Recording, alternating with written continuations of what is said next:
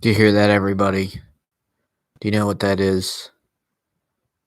That's the rumble of That's the rumble of freedom rumbling. I was thinking about starting with some music and shit, but I don't know. Should I? Should we start with some music? Yeah, let's go ahead and do it.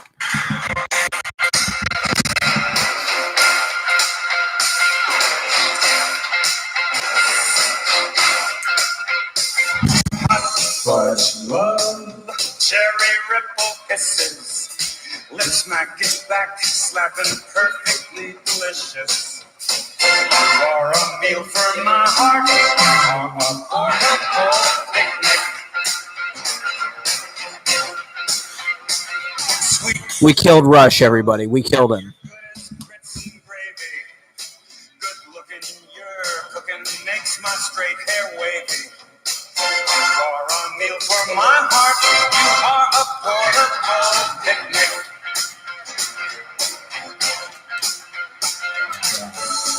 You give love freely and We just have so much to get to. I mean, I don't know. It's just TV shows start with theme songs. My dad and I were talking about this the other day.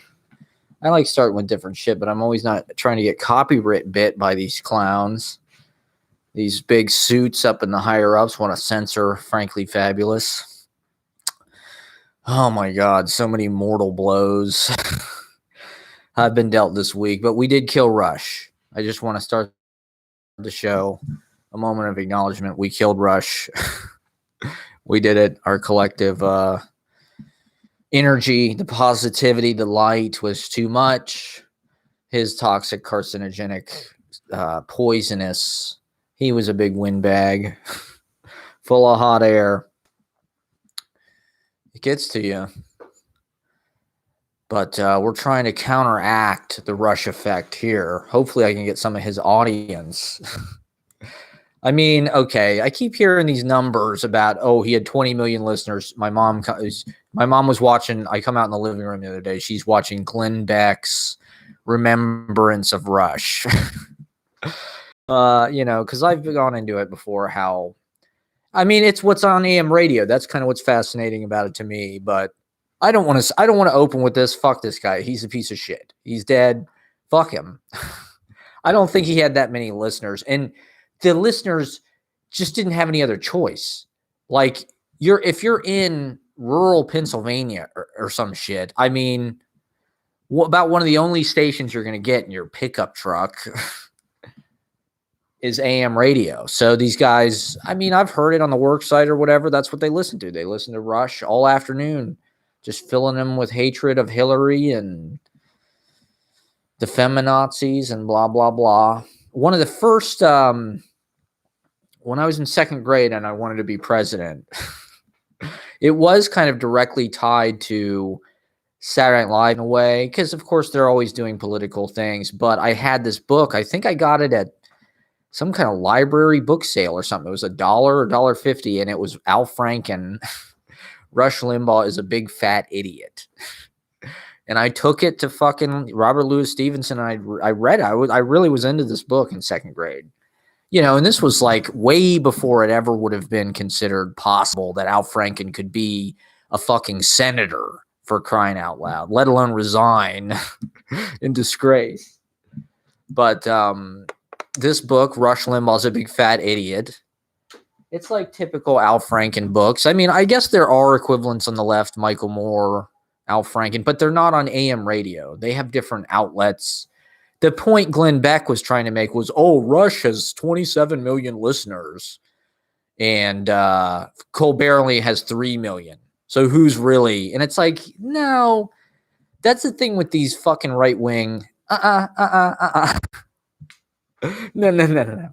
With these right-wing windbags like Glenn Beck and these AM radio clowns, just because they're persuasive and convincing doesn't mean they're right. Like, you might not be able to disprove them at the time. They sound very like they're in love with their own voices.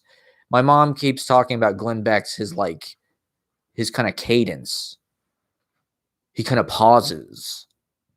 and does these things that are, it's kind of hypnosis. So I'm trying to work on that. I'm trying to learn that. But they tried it with Left Wing. They tried Air America Radio when I worked on the Kerry campaign, when I volunteered in my young political days, my naive, optimistic, trying to stop Bush, trying to stop the war and all the bullshit. They had that Air America Radio, which Mark Maron was on, actually, weirdly enough. WTF. So he's been doing broadcasting for a long time. Chuck D had a show. I think maybe Janine Garofalo was on there. But Al Franken was like the headline guy.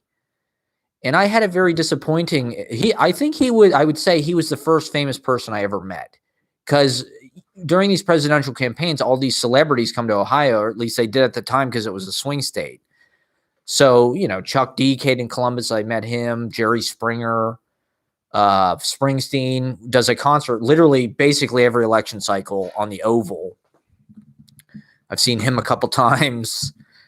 But Al Franken was the first one I actually met. They were doing this book signing for Lies and the Lying Liars Who Tell Them, which is his book about O'Reilly. He'd come out with a book every couple years. I was experiencing some lag. Are people getting that on the other end? But I got the hookup. Flu Hardy, I forget her name. She was on the DNC campaign, and she, I think she got me a copy of the book. And Al Franken was signing books. We heard about it. We were out doing some volunteer shit because I did a bunch of shit. I did it for months and months and months. I went door to door. I called people. I went to fundraisers. You name it. I did it on that campaign. What is going on with this lag? I've never had it this bad. I guess that's probably because everybody's at home streaming the fuck out of content. Rather, it's not that bad outside. I should do my weather. Daily weather is it's sunny. I don't know how cold it is because I haven't been outside, but I don't think it's that cold. But it's like a very harsh Ohio. It's a hard light here. Very well-defined shadows. And it's partly cloudy. A lot of blue up there. It's not bad. It's kind of it'd be like a really nice day if you were in Vail or something. Or Stowe. What is going on? I'm getting so lagged out. Fuck. I hope this isn't fucking my whole thing up. This has never happened to me before. I've never been lagged out. It's because I have too many tabs open. Let me close some of these tabs. I think I just have too much shit open. Oh, I kind of need that. All right. I think I can close this. What else? Close Spotify. Cut open. There you go. That must be the problem, probably. Let me close Final Cut. Well, I've got Final Cut now in good news and other news. I mentioned in a previous broadcast, so I probably should mention it again, that now I'm back in business with Final Cut, so I will be editing new episodes, and I'm still lagging. Okay, well, I guess that's just the internet today. We'll do what we can.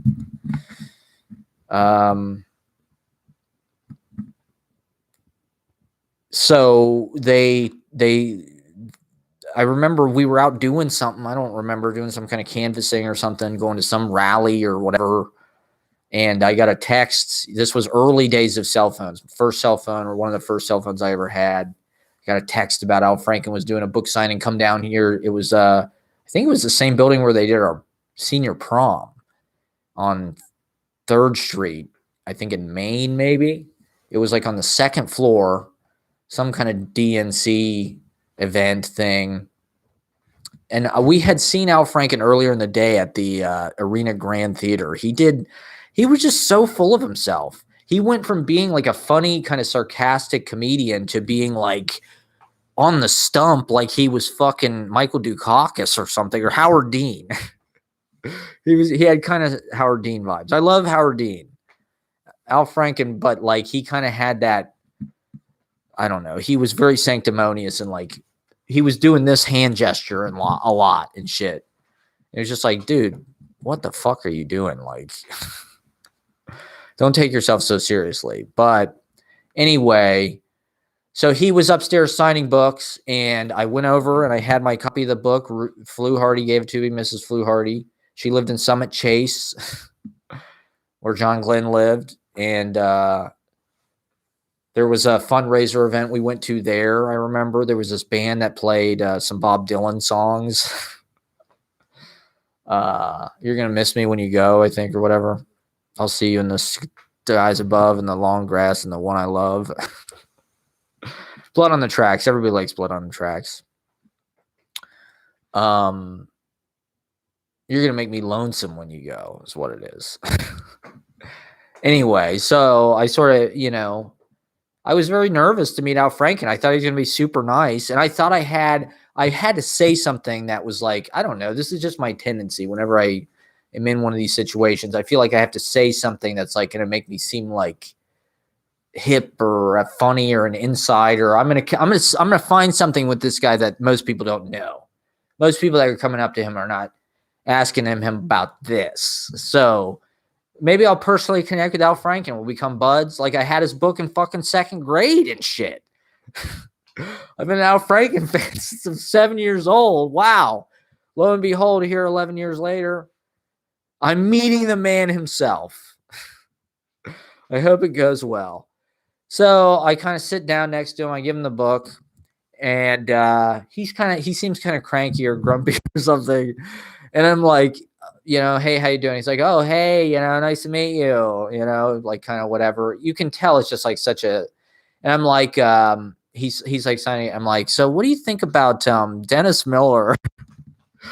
Like he used to be, he wasn't always really like a Republican. He was kind of cool, right? Like, and he's turned really right wing. And Al Franken kind of like sighs, and it's just, I don't know. The impression was it was just like he had been asked this fucking question like a million times, and he was like, his sort of stock response was he kind of like sighed, and he kind of like raised his eyebrows and kind of shook his head and goes, well, Dennis was always pretty conservative.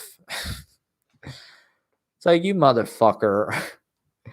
And then he hands me my book back. I don't know. A lot of times I've tried to like sidle up to these famous people.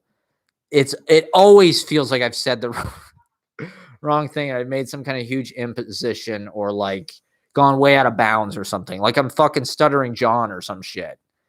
Like, oh, how dare you ask me about Dennis? He's a personal friend. Who the fuck are you? You're just some geek. So he wasn't warm at all. He signed my book and it said Carry 04, Al Franken. It's like, you're a fucking politician. Like, you're a dickhead. Like, you suck. He lost a fan that day, let's say. That was sort of the end of me following Al Franken's career. I mean, he was in the Senate, good for him. And then he resigned in disgrace. So fuck Al Franken. He's just smug. I hate to say it, but he's smug as fuck. He always was. Like, fuck that guy. But I would read Rush Limbaugh as a big fat idiot. And there was a kid in my class who was sort of like the Rush Limbaugh of the second grade. This kid, Ezra, who I've talked about a bunch of times. Now he's some gun Trump psycho.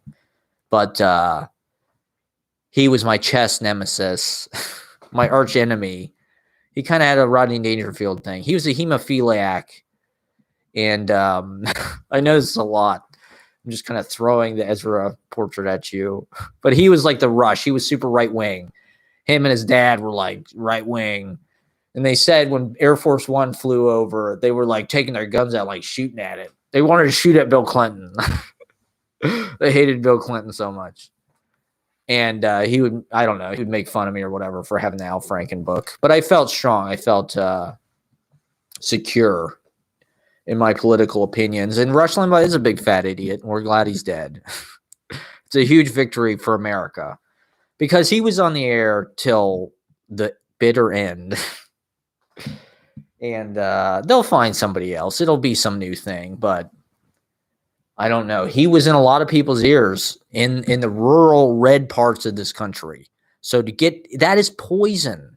That is the mass indoctrination. That is toxic waste, and it's brainwashing. You want to talk about brainwashing? It's like from whatever, I don't know, 10 to 2. What the fuck time is he on? Anytime, you turn on Rush. I got in the car yesterday to drive my dad's house, and fucking Rush was on.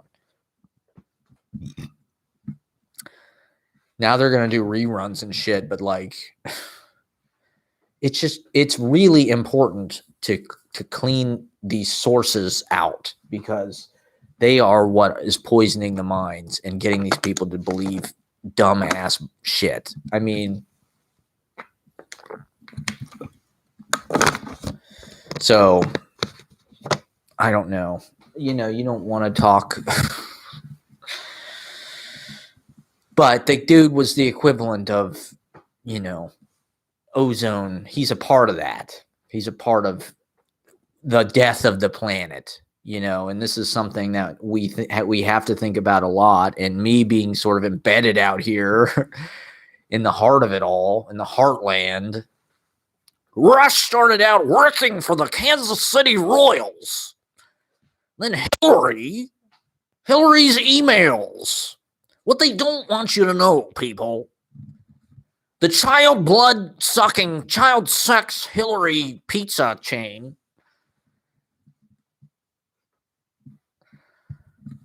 So Rush viewers, listeners, we invite you to come be re-educated. This is part of the re-education of America. We need to re-indoctrinate these people. We need to heal their minds.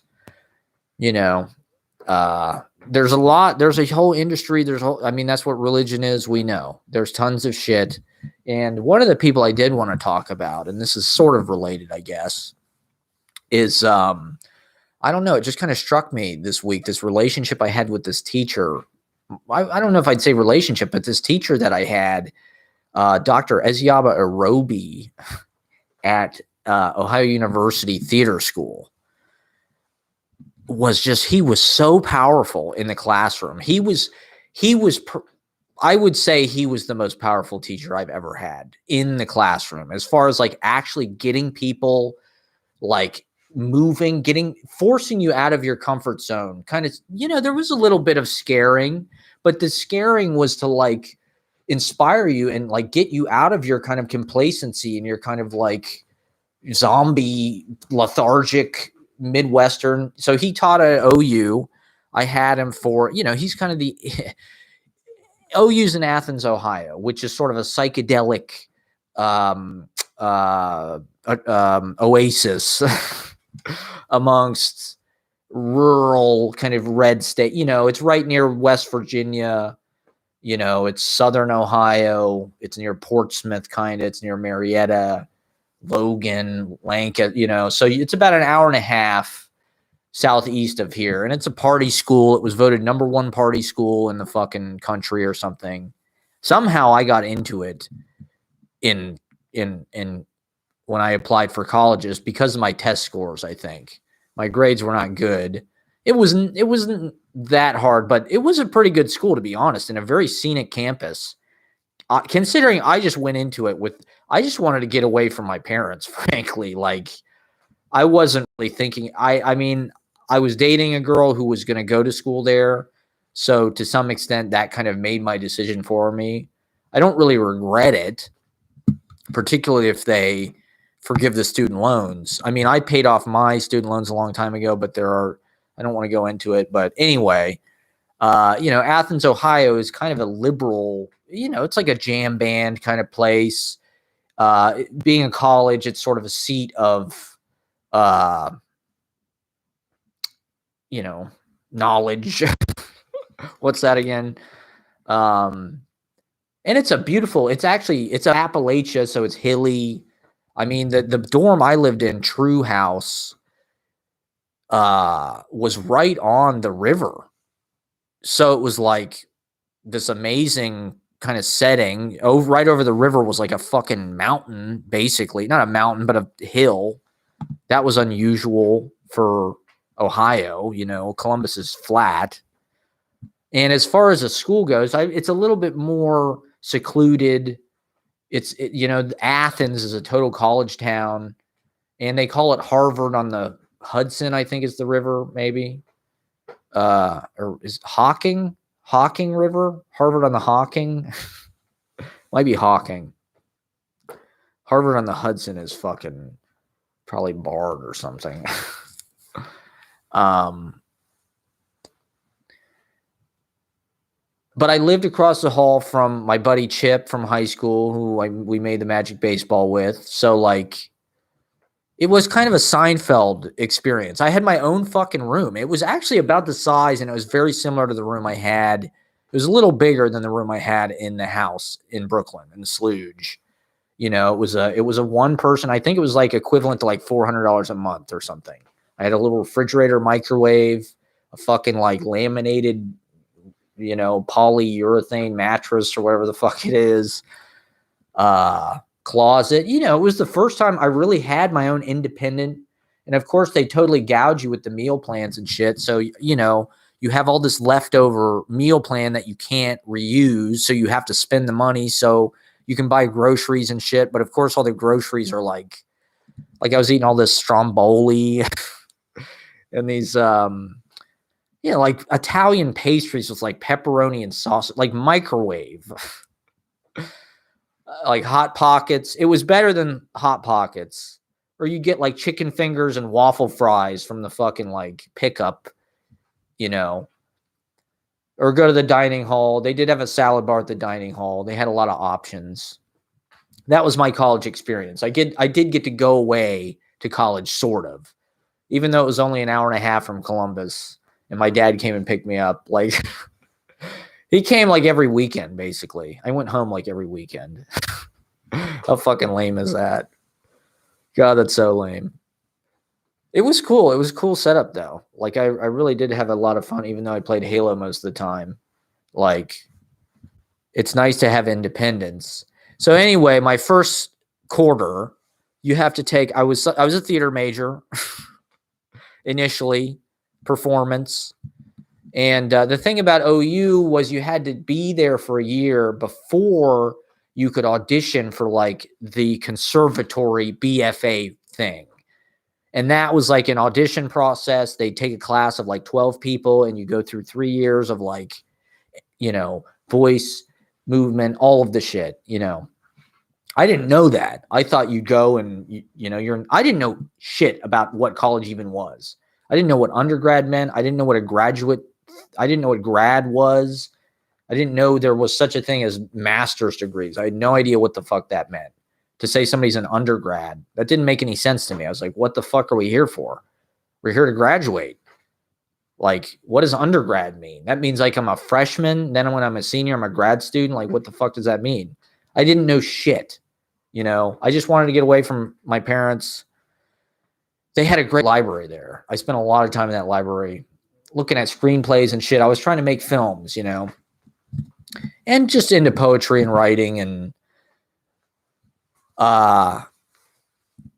but still trying to figure it out and still kind of between, this was right after high school, of course. I guess that's obvious, but I literally went to college, right away to OU. And first quarter, you had to take this playwriting intro to, or I think it was scene analysis or something. The idea being the class is to teach you how to read scripts, how to analyze them. So when you go into all your other classes, every other class, the basis of the class is the material, it's the play, whether it's costuming, set design, directing, acting, whatever, like analyzing the play.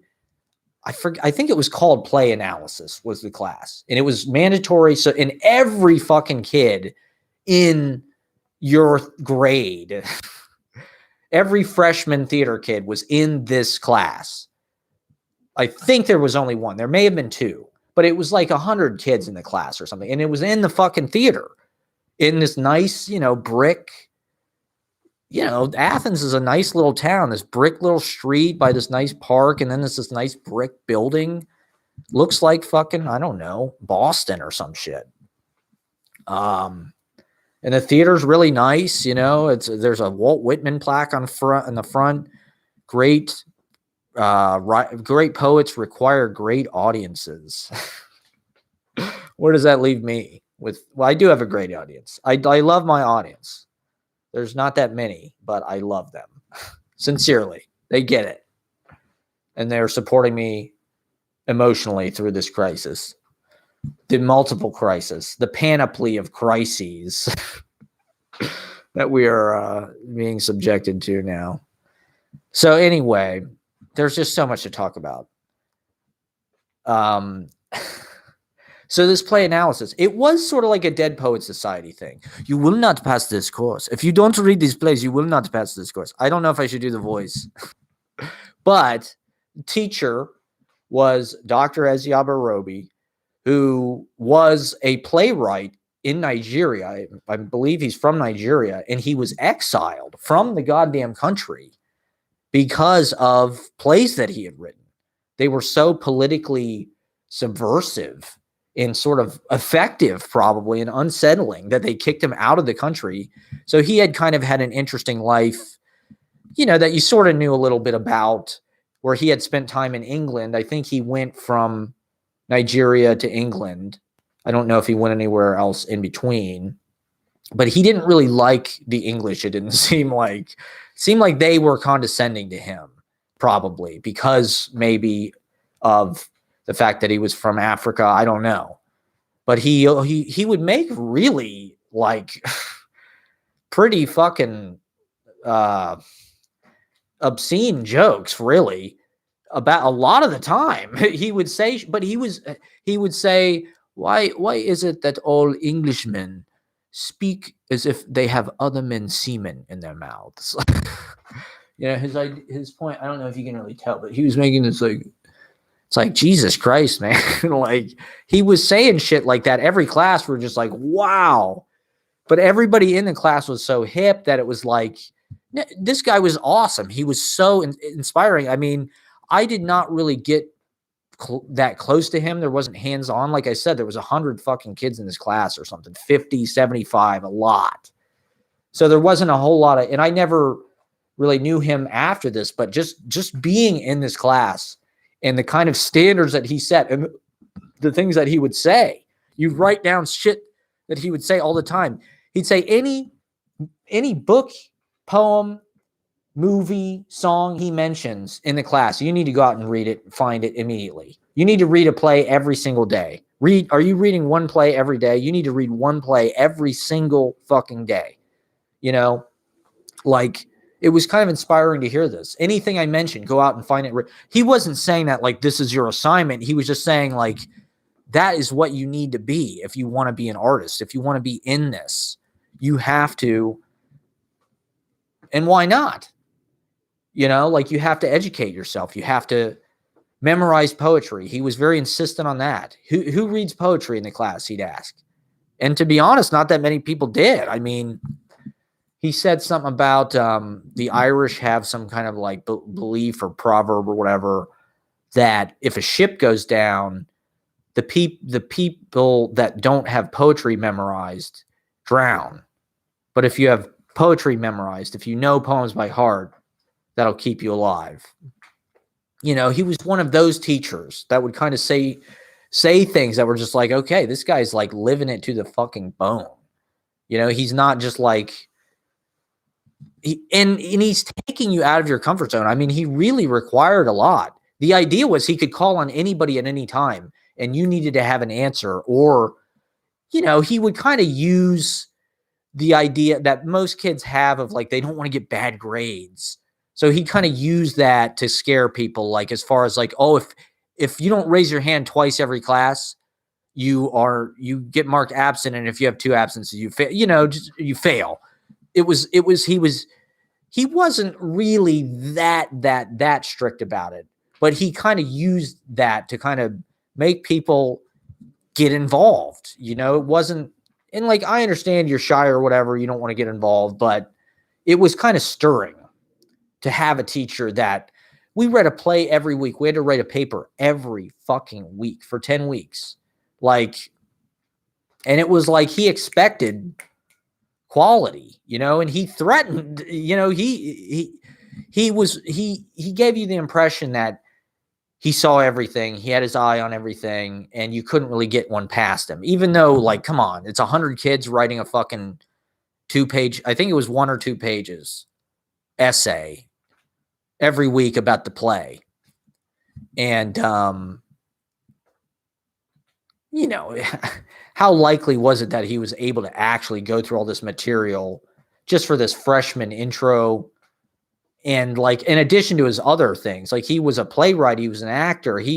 I'm sure he had a very busy schedule in life and, you know, projects that he was working on. I mean, I didn't know that much about his personal life, but I imagine it was pretty amazing and creative within that town is kind of interesting to me.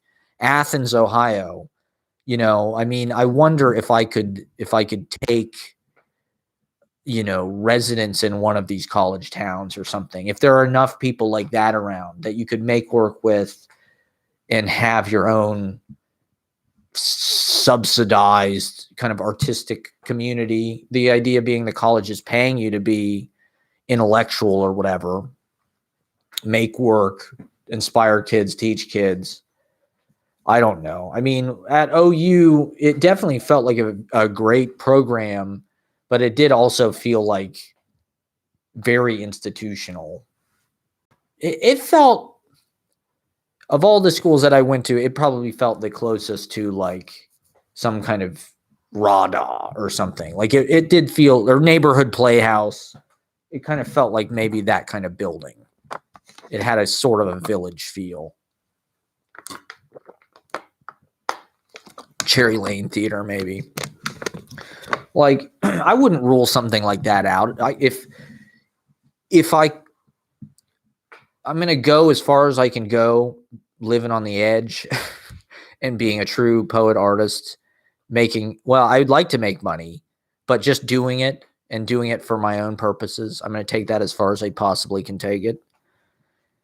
And if someday it becomes possible or apparent that, hey, maybe the way to go here is to try and get a master's degree and teach someplace, that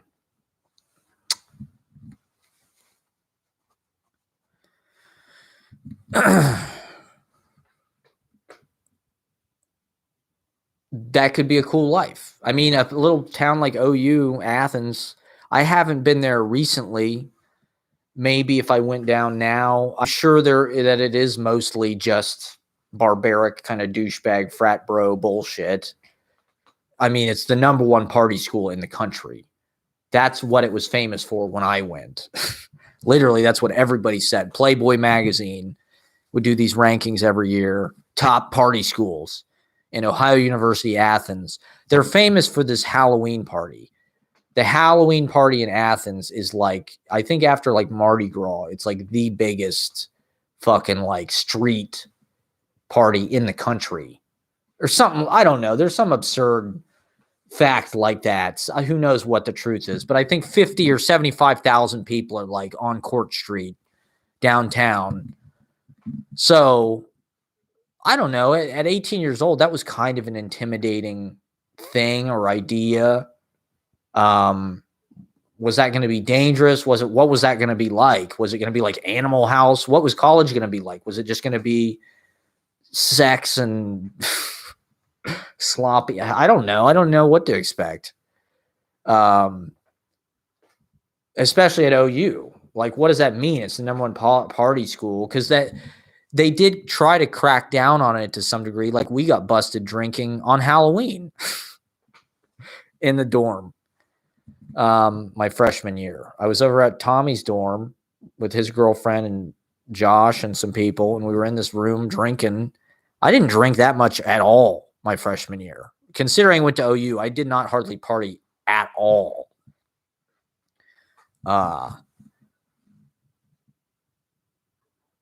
Which it would have been a cool place to just go to school, but the cost, I mean, it was so expensive. There was no way I could have gone to school there for 4 years.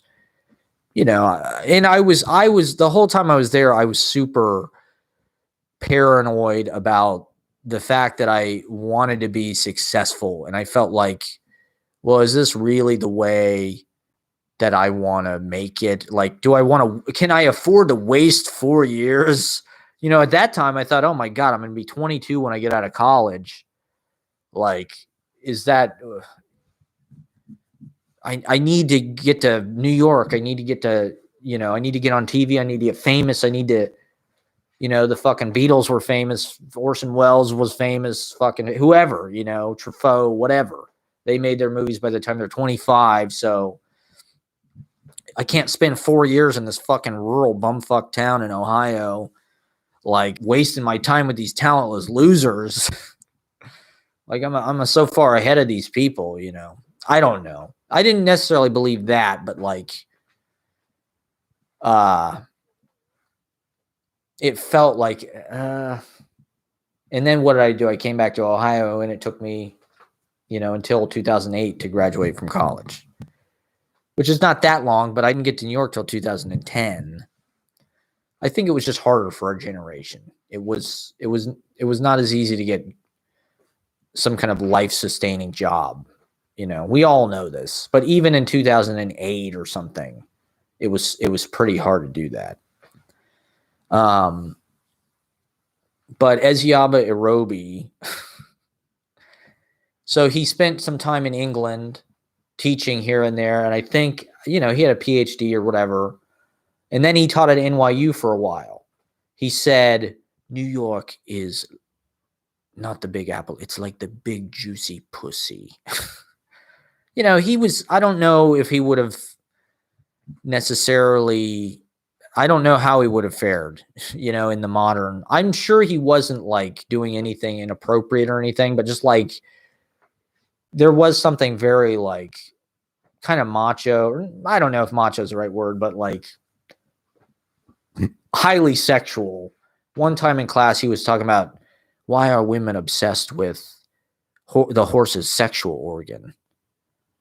The horse has a huge dick, and all these women, he's telling some story about these women in his town or whatever were like gathered, they were fascinated by this horse's dick or something. It's like, saying this to a bunch of 18-year-old kids, it's like, it was awesome, to be honest. Like, I'm so glad that, that was sort of like the beginning of my whatever adult education. But he said he wanted to create intellectual terrorists. This was a phrase he used a lot, which, considering it wasn't long after 9/11, pretty risque, pretty risky, But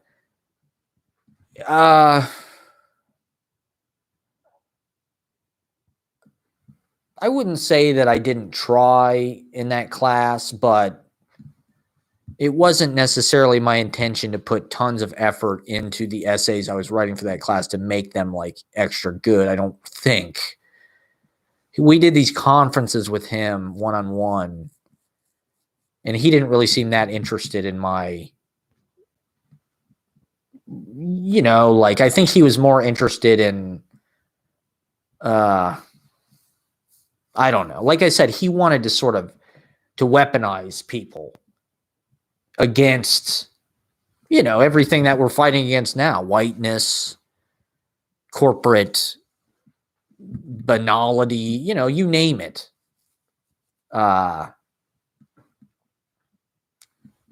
White supremacy.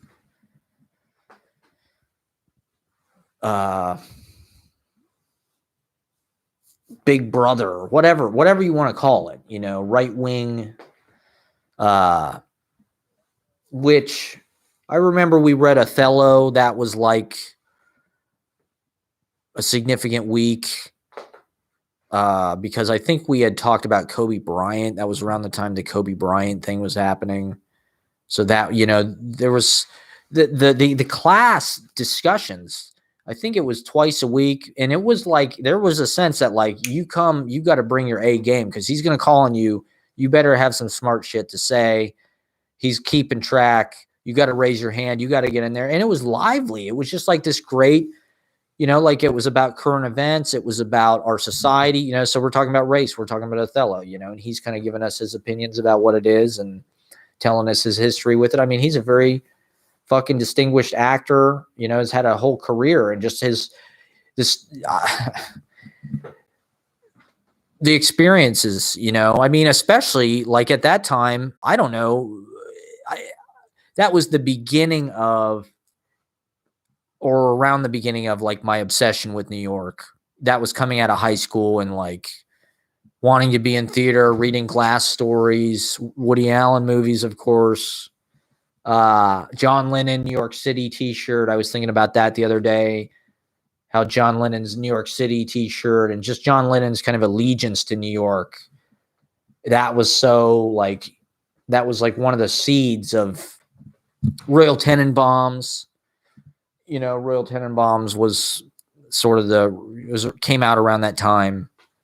You know, it was sort of a New Yorker magazine homage to New York cinematic, you know, tying up a lot of those strains. So the fact that he had been to New York and taught there and things, that was like, oh my God, fascinating. You know, you were just looking for any kind of grain of information about it, or people had been there or whatever. And I remember seeing a play with him that he directed later. I think it was an adaptation of Oedipus. And I mean, he was working kind of on a different level because he wasn't afraid to like put people out of their comfort zones and sort of like, he was a poet as well. I was reading some of his poetry the other day that I found online. This is what it made me think about it initially, is he had a book. He said something about why I call my book, Why I Don't Like Philip Larkin. He didn't like Philip Larkin because Philip Larkin is anti-Semitic, and God knows, I'm not exactly sure what the fucking story with Philip Larkin is, but like anybody that like Philip Larkin is like their number one, it's like, are you for real? Like, come on. That's so fucking lame. Like, Philip Larkin's cool and everything. I've definitely read Philip Larkin, but I'm sure there's a lot of problematic details about Philip Larkin. But anyway, Ezzy Abarobi did not like Philip Larkin. In his book, in fact, he did not like him so much that he called his book, Why I Don't Like Philip Larkin. Why I Don't Like Philip Larkin, which I thought is an incredible title. And so I was looking, I mean, I don't know if it's that easy to find any of his poetry books for sale, but I found some of his poems online and they were excellent. Really. There was one about New York and Harlem and kind of Central Park, and it was very, very, very well done. Like, I'm actually kind of surprised that he wasn't more well known. I mean, I wouldn't say, not to generalize or put people into like, it kind of reminded me a little bit of like Derek Walcott. But I can see why somebody like the poem that I had read that Ezzy Abarobi had written was just like an excellent, I prefer how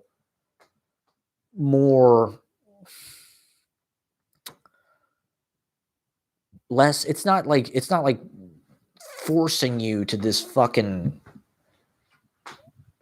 extreme of intention and demand and importance. Like, that's all there, but it's kind of less condescending. I don't know. It's not as sensationalized or something. And even if the sensationalism is like really well done and finely wrought and dignified, like it's too much for me. And that's what I find in a lot of the Columbia writers. Derek Walcott, I think, taught at Columbia. Or maybe it was NYU, I don't know. But I found Dr. Arobi's poem to be it was just a great New York poem, to be honest. I thought it was as good as you know, it was kind of like a Bill Zavatsky, but it was a little more kind of casual than that, and kind of like finely woven than that. It was just really nice. I encourage everybody to check out his work.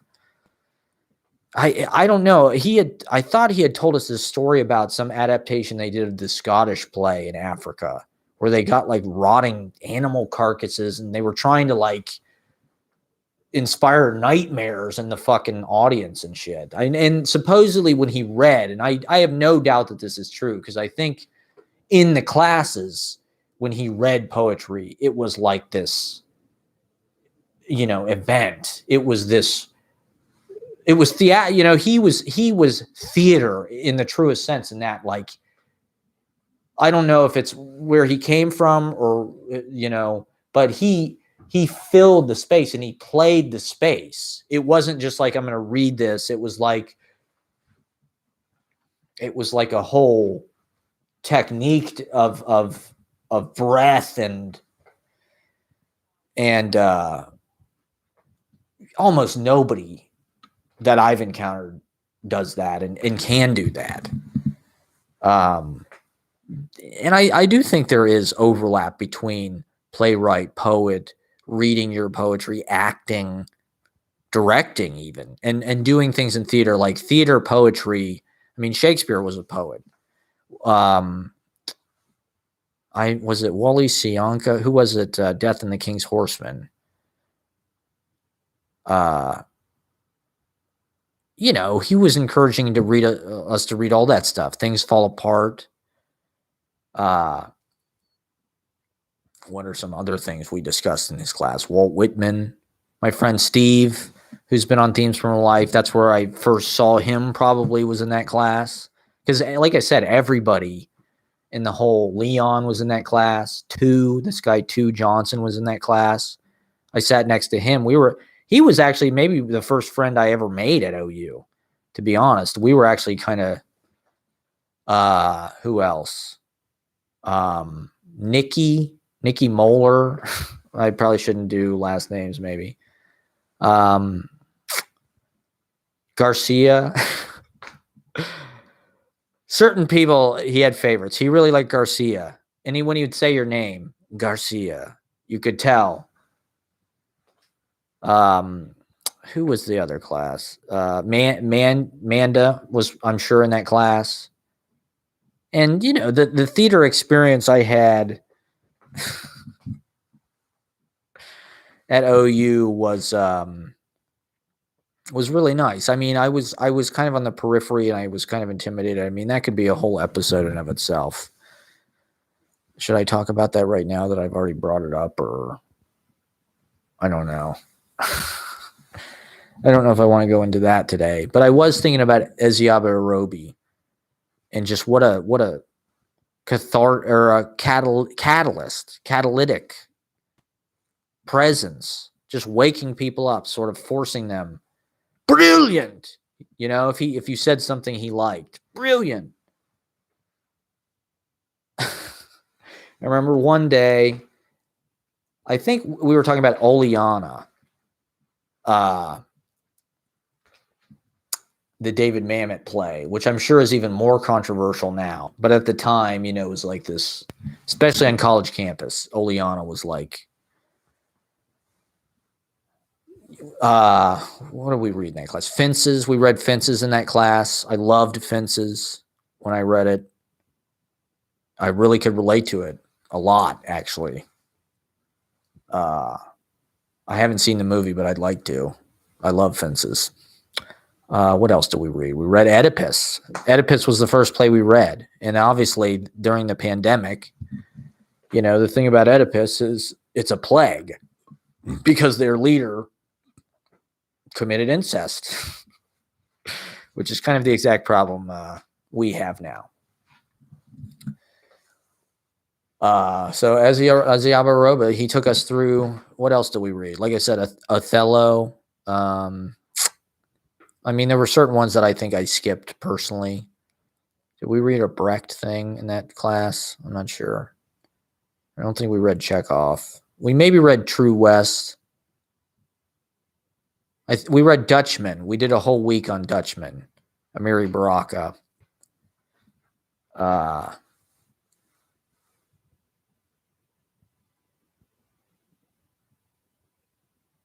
It was, it was definitely one of the top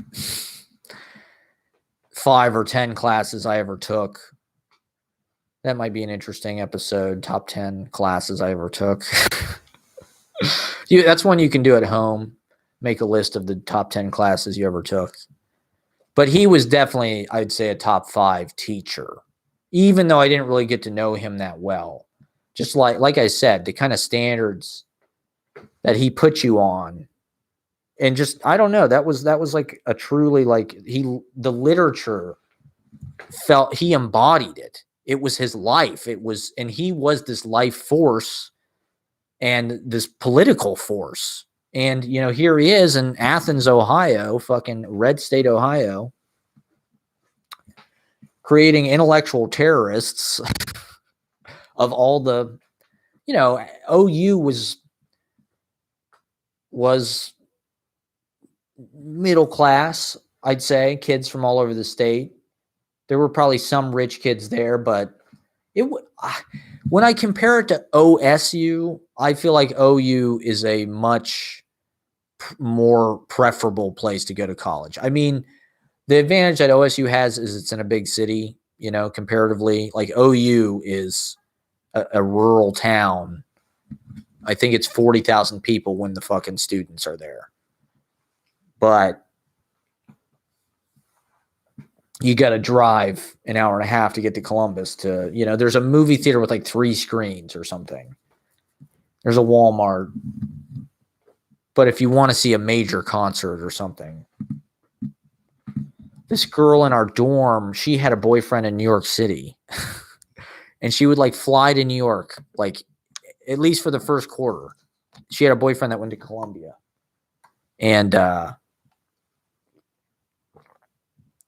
she'd drive to Columbus and fly to New York to see her boyfriend.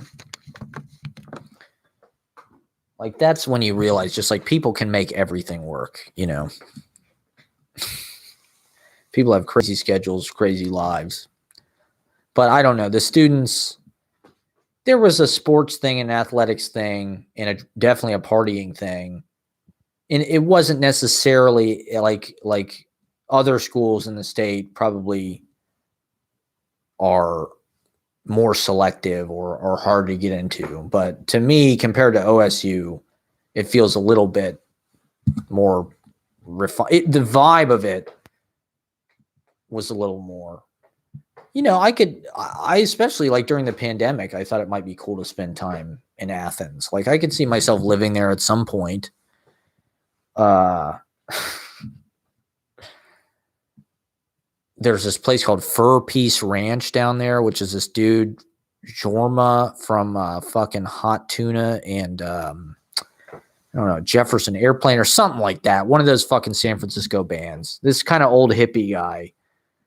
He bought like a fucking ranch somewhere down there. And he hosts, right now he's like live streaming and he hosts fucking, I don't know, it's kind of lame. It's kind of a lame old,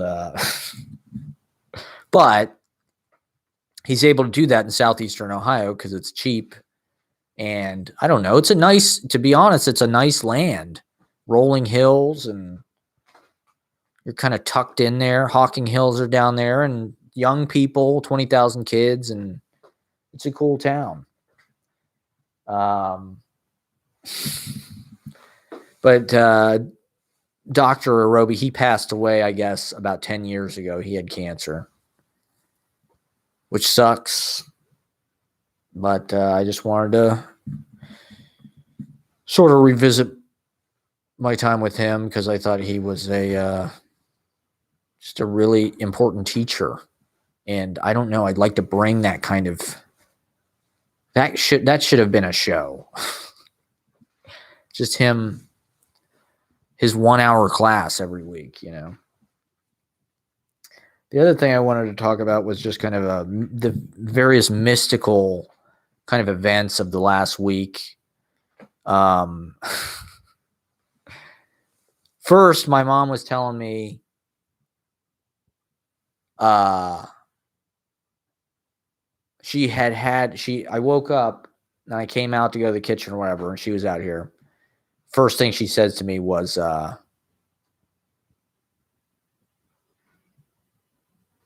had dreams all night. I was dreaming all night.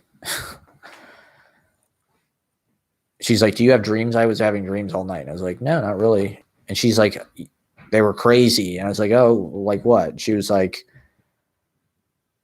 I had this dream that grandma was in a play at OSU and she was mad that I didn't go. Isn't that crazy? And I was like, yeah, that's crazy. Like, it's weird how people don't know what their dreams mean when they're like kind of so obvious. I don't know. Maybe it just seems obvious. But I was thinking about that thing, and you know how in Annie Hall, she tells about the dream she had about she was getting strangled by Frank Sinatra or whatever, and her therapist said, "Well, he's a singer, and your boyfriend's name is Alvy Singer." So the therapist thought, well, the dream, Frank Sinatra is sort of a stand-in for Alvy Singer, and she's feeling suffocated in her relationship. That's the meaning of the dream, which I thought was kind of interesting. And to me, I don't know. I think my mom equates me with my grandma a lot. And we are similar, to be honest. It's a weird thing to kind of get in touch with. I'd like to learn more about that, but I think we kind of look similar, and we're kind of, I don't know, we're both vengeful, ego lords, or megalomaniacs, maybe. I don't know. Control freaks. We're rolling into our first hour here on WFLF. Oh yeah, that was another thing I got to talk about. So to me, the dream is clearly like, well, I went to OSU, and I went to OSU theater school, and my mom, as far as I remember, didn't go to any of the plays. I didn't really care. I don't remember caring. I don't remember. I mean, I'm sure it was just like, I just accepted it or whatever, maybe deep down. I don't know. I probably murdered that part of myself a long time ago. But I don't remember it really bothering me that my mom didn't go to the plays at OSU. The only play I really remember her coming to was when I did Class Menagerie at Columbus Art Center or whatever it was. Center Performing Arts, whatever the fuck that place was. She actually came and she was like, she volunteered to like seat people and shit. She was like giving away programs. You know, what that person, she was doing that job. And so I think she saw it a bunch of times. And I'm not really sure why she was interested in that production in particular. I think maybe because it was indoors, or I don't remember her coming to any of my Shakespeare in the Park, really, which is weird. You'd think that my family would have just been like, oh, this will be a fun thing to do. Let's go see our son or our grandson or our nephew or whatever. We'll have a picnic. You know, I don't remember. My brother came, of course. And I think a few of my friends came from time to time, but I really did not have that many people. I've never pushed that on people. You know, any of my own shows, I'm never like, hey, guys, you're my friend. You should come watch me. It's like, no, the idea is I'm a professional, and like, if you want to come. So I've never been like, yeah, I'm doing this play. Are you going to be there? If you're not there, I'm going to be mad. Like, no, there's 300 people there. I don't know. Like, of course, it probably pissed me off, you know, in a way, but like, it wasn't, that's always how it was. So I didn't really matter, you know. But anyway, I think that's what that dream was about. Was I don't know, just like once again, it's just been so intense here. But we've been watching a lot of Grateful Dead shit too. That's what we did basically all week. Was in the evenings we watched various live Grateful Dead stuff from different eras. So I should probably talk about the Grateful Dead at length today. But anyway, so we're watching these, and I'm sitting on the couch right here. My mom's sitting in the chair, and we're watching Grateful Dead. This is what we've been doing basically for a year. And so the next day, I think it was yesterday, Friday, I get up and I come out, and she says, guess what happened? You'll never believe this. She had to go to Mount Carmel East Hospital for work. So she's like, she's got the GPS or something on. And she was meeting her friend at Sonic out by Mount Carmel East. And she's meeting her friend at Sonic to do a notary thing. And because they can do it COVID safe there. And then, so she's coming out of the Sonic, and her fucking GPS all of a sudden tells her, turn right on Shakedown Street. Shakedown Street, of course, being the title of the Grateful Dead disco album and song, and also the title basically of the streaming show we've been watching, Shakedown Stream, hosted by Grateful Dead YouTube with Gary and Dave, which they cruelly took away from us 8 months ago, very early on in the pandemic. It's what we were living for, these Friday Night Dead shows, keeping us safe, keeping us at home. But anyway, so her GPS tells her to turn right on Shakedown Street, then turn left on Casey Jones Place. So my mom thinks this is some kind of targeted ad. She thinks, she's like, they've been going into my messages because she was sending a bunch of Facebook messages with Grateful Dead shit. So she thinks that the fucking GPS app literally went in and changed the street names as some kind of like product placement, based on, or I told her it was like, the phones listen to everything you say. Like, the other day we were talking about melatonin because I haven't been able to sleep. And she always recommends this melatonin, which I don't like to do. I don't like to do any kind of artificial anything. I mean, your body produces melatonin naturally, but the kind of melatonin my mom gets, I don't think is natural. I think it's got a bunch of other stuff in it because it's cheaper. But we're talking about melatonin, and a fucking ad for melatonin came on YouTube. So it's like, I don't know. She's constantly mentioning stuff about how she thinks they're spying on us, and it's all, privacy, and we don't, it's like, well, you have a fucking Roku TV and you're on Facebook constantly and you're on your phone constantly. It's like, that's how they spy on you. Like, I don't know. It's just one of those things that like so many people are like worried about this. And of course it's horrible, but like the ways that it's been used against us are so like massive and systematic. They're not really like individual to the point that it's like you really think they're going into your fucking map program and like putting in Grateful Dead lyrics? Like, it's like one of those things that you're like, oh my God, did I too much acid and my brain melted? And reality is just like this cruel, perverted, like it's a manifestation and it's a simulation, but the circuits are all in weird. That's the problem. It's like, okay, I get it's a simulation, but like, what a weird, like, oh, am I fucking tripping, man? Like the fucking GPS just said we're on Shakedown Street, dude. Like, am I having a fucking acid flashback or what's going on here? Like, this is like, I did too much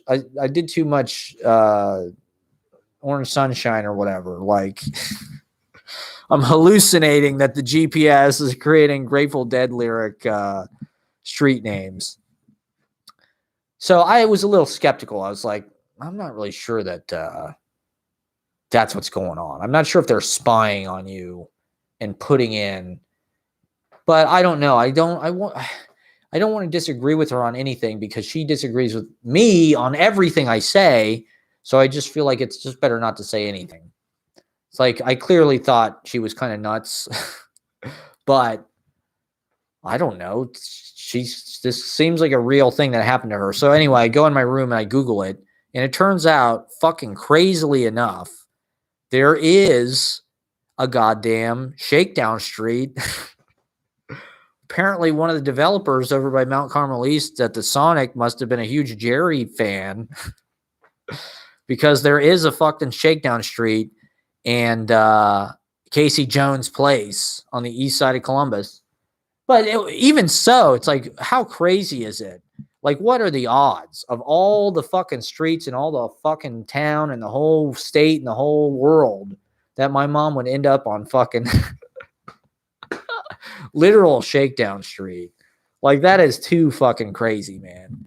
And like, she's a very mystical person. That's why it's just like everything I do here feels like it has so much like consequence on her like mood and perception of how things are going, that it's like if I offer any kind of like the other day we're watching Grateful Dead and it's these fucking, I put on this clip from 72 and I knew I was asking for it because it was Pig's still alive and he's playing, and it's almost like the show was like a preemptive like wake for him. It was like he sang all these blues songs when they first started. Bob Weir said something about it's Por los Muertos, you know, they're playing for the dead. This is for the dead. And like they played all these songs. He's gone, of course, that song, He's Gone.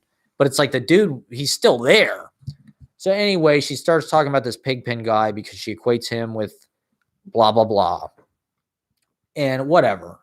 It is what it is. I mean, I was just passing out because I'm tired as fuck. You know, like I haven't been sleeping very well at all. Like, I've been getting 3 to 5 to 6 hours maybe a night, and it's just been real weird. It's all my clock is all over the place. So at 8:00 the other night,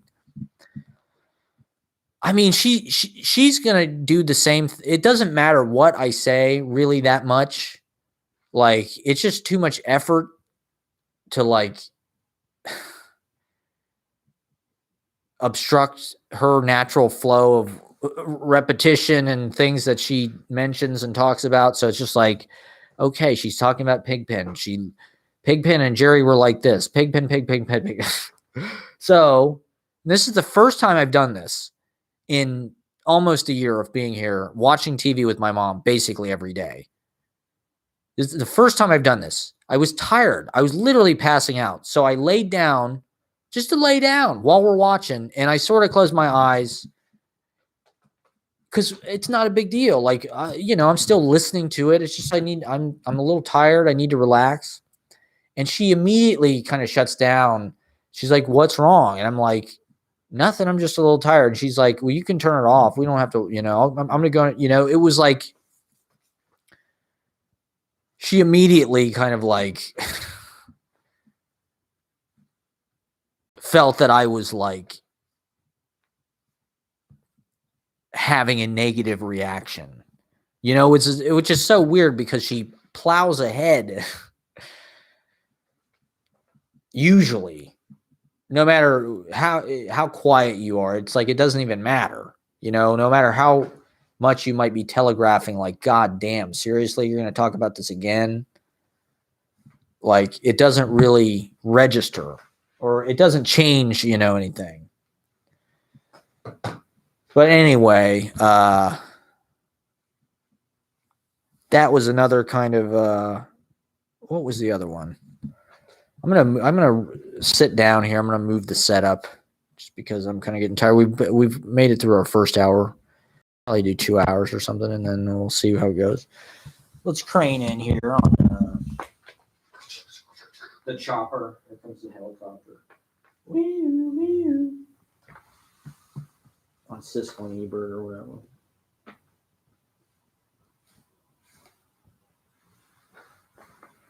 Ebal, Siskel and Ebal.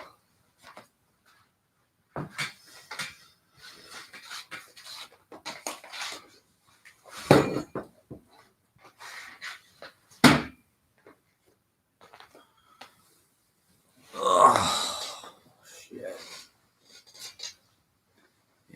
good.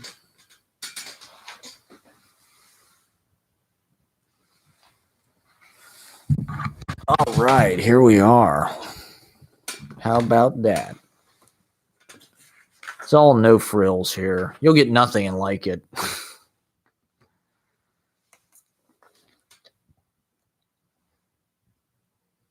Man, there was some other fucking mystical thing that happened like that. What was it?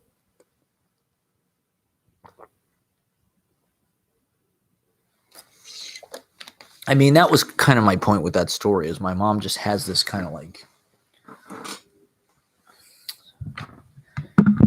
I don't know, telepathic, like she's very tuned into kind of like energy. I heard this thing the other day about how your energetic field or your vibe or whatever can have a physical effect up to 9 meters. You know, so if I'm feeling cranky or angry or resentful or whatever, she may sense that, you know, through the wall. She probably does. It feels like she does, you know, and like, God, I'm not trying to get anybody to walk on eggshells around me. I don't know. I mean, I don't really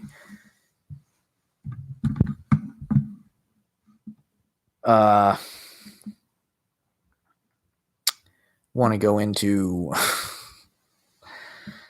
the problems that you know, obviously we've been over that. And I think it's going to be coming to an ending. I'm scheduled to go to New York this Wednesday. So I will finally be there. So these will be our last broadcasts, I think. And this was the other thing that was weird was we've got a big blowout planned tonight. We've got the Frankly Fabulous karaoke special. Make sure you tune into that tonight, streaming live. It's going to be a musical autobiography and song. I've hand curated some excellent karaoke hits, some classics, only the best, simply the best for my fans.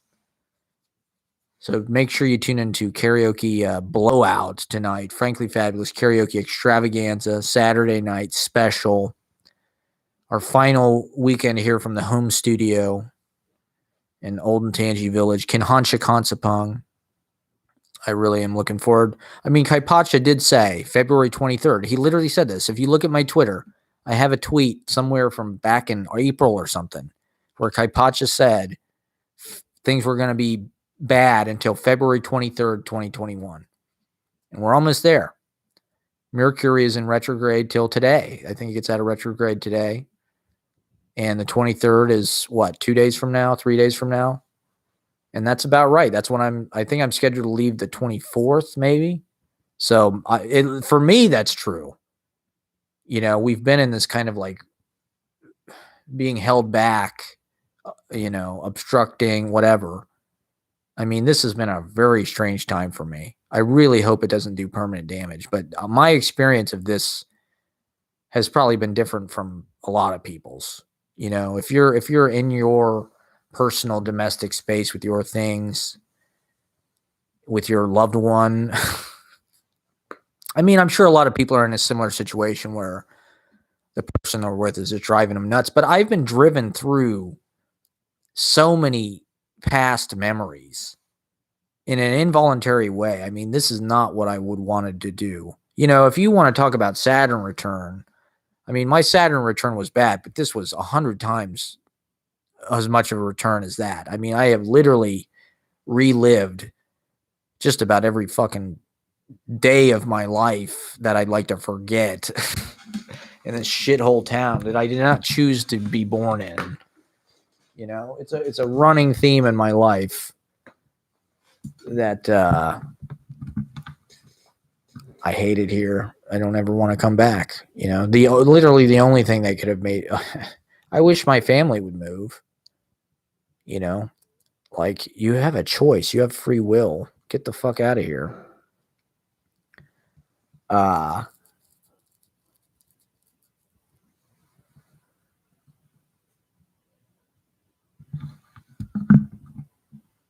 So February 23rd. And I do believe that. I mean, I'm not exactly sure. I saw a headline today that said we could reach herd immunity by April, which I don't believe that. But I do think by April, May, definitely by June, we will have gotten it. Won't get back to normal, I don't think, for a while. But I think we will have some way of doing things with less danger and with a little more pliability than we have now. I think that will be coming not that long from now. The cases are going way down. When the weather gets nice, it's only going to help with that. So, plus the vaccinations, I'd like to get vaccinated, to be honest. If I could figure that out, maybe when I get to New York, I'll try to figure that out because that would just take a load off, you know? So, I mean, I do think we're not like done with this. And I don't think, there's going to be, like, for instance, international travel, things like that. I don't necessarily know that I am going to be staying in any hostels or anything anytime soon. Or, that could be a little ways off. That could be another year or something. But personally, I'm it's just kind of it's been, these last few weeks have been so hard for me in just like such a weird way. Like so fucking weird, man. I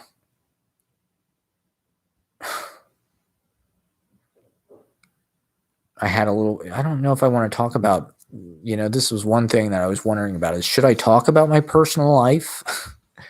Maybe I should just talk about media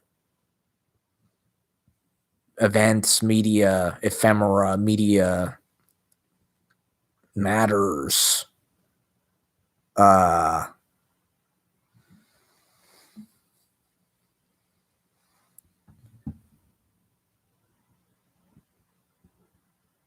Would that make it more accessible? Or I don't know. I don't want to hurt anybody's feelings either. God, one of the things I saw this week was My Breakfast with Blassie, which is a movie with Andy Kaufman, and it's sort of a spoof of My Dinner with Andre. And I remember reading about it. Sorry, that's an abrupt change of subject, but we're just going to talk about media shit. And if personal things come up, oh God, should I talk about? I don't know. Anybody can talk about media stuff. What? I'm trying to remember specifics. Can I even talk about specifics though? It's just like I feel like the past few weeks I've literally just been like opened up to be worked over with arrows. I've been just shot full of arrows by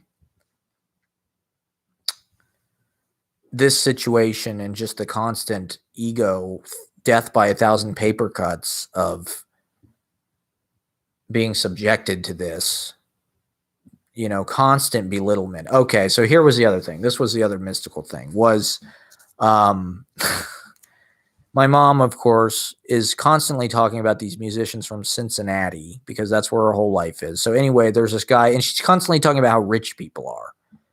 Everybody, her boyfriend knows it. So rich. Oh, this person is rich. This guy, I guess his parents, supposedly they brought LASIK surgery to America. So, wow, they're fucking rich. So anyway, she knows this guy, and he's some piano dude, and he's so rich, and he hires her boyfriend to play gigs and whatever. And anyway, so he goes by, and she shows me this on her phone. He goes by this name. His name is Jason Frankly Speaking. If you can believe that. Jason Frankly Speaking. So it's Jason and then Frankly, the word Frankly, F-R-N-K-L-Y, speaking. And so, that was one of those instances. I'm sitting on the couch. My mom is showing me this. It's like, first of all, does she know about my Frankly Fabulous thing? Or is she just showing me this like maybe there is no intention on her part whatsoever? Maybe the only reason she's showing me this is because this is some rich guy that her boyfriend knows. But it feels subconsciously to me like a castration or a moment where it's like she's really gonna ruin the Frankly Fabulous thing for me too. Like, this is the one thing I was hopeful about, was like this. I have this character, Frankly Fabulous. Isn't this so great? This name and this persona. And then she shows me this guy in Southwestern Ohio, and it's not the same. I do think Frankly Fabulous is better. I do. I mean, maybe your average person would be like, oh yeah, Jason Frankly Speaking. That's fucking sick. That's cool. You know, maybe that'd be a cool name if you sign up at, you know, Jam Night or whatever. But Frankly Fabulous, I don't know. It's more of a cartoon character. It's not like my fucking hangdog, you know, McGraw band name or whatever. Snaggletooth Jones. Jason Frankly Speaking. So, I don't know. It just felt like, is she trying to ruin this for me too? Like, I don't know. Frankly Fabulous felt, I've been thinking a lot about name recently, and I feel like I need a different name. Is Frankly Fabulous that name? And I don't think I would get rid of, I mean, obviously I've been building all of my fucking content on the Frankly Fabulous brand and iconography and whatnot. So what? Am I just going to abandon that because my mom? It felt like literally everything she does feels like that, where she's like, this is some kind of like unconscious like hit job from the devil, where she's like just trying to make me feel as shitty as possible. And God, it's just sad to me that we just watch people play music on TV constantly. Oh, that guy's good. It means that they're good. What did she say? You know, it's Bob and Jerry were playing on Letterman just themselves, just the two of them. Oh man, what that means is they're good. I don't know. She's constantly trying, like I said, to make these value distinctions between and immediate. They're always immediate. That guy's not any good. Nah, that's not good. I don't know. I don't want to get bogged down in it. But the Jason Frankly Speaking thing, like the goddamn Shakedown Street thing and the Grandma Dream, it's like, it felt like some kind of aspect of this. I don't know. I've just been living, especially since the wintertime, like this 9-meter thing. I feel like my mom and myself have gotten like energetically very like bound up or something. And so she's, like I said, she's very like telepathic, or she's got some kind of mystical kind of like she's like a lightning rod for that kind of shit. And like, so a lot of these things I just feel like, I don't know, are just like being sent through her or something. Like that thing about the dream with the grandma. She didn't feel any need.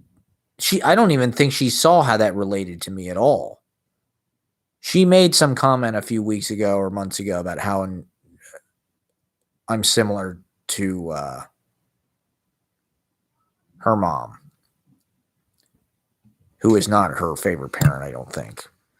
And another thing I wanted to mention was her parents' first date. Her mom and dad's first date was a Little Richard concert. First time they ever went out. So I think that says a lot about why she's interested in the things she's interested in. And she's being trapped in the good time life. dancing and partying and traveling around, going to shows. It's cool. It's whatever.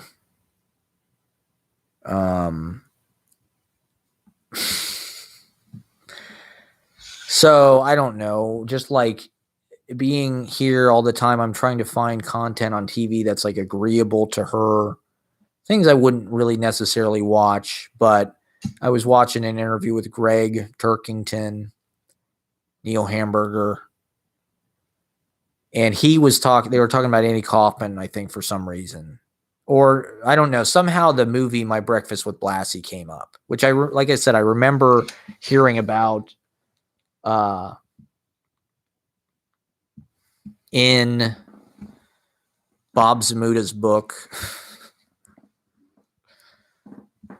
about Andy Kaufman that I read when I was like, I don't know, in ninth grade or something, 7th grade, 8th, 9th grade. And so I remember hearing about My Breakfast with Blassie, but Turkington said that it was the best thing. He said it was his favorite thing Andy Kaufman had ever done. You know, most of the Andy Kaufman stuff that I saw, they used to show this special on Comedy Central. I think the I'm From Hollywood special, which is mostly about wrestling. And you see a little Elvis, a little Latka Graves.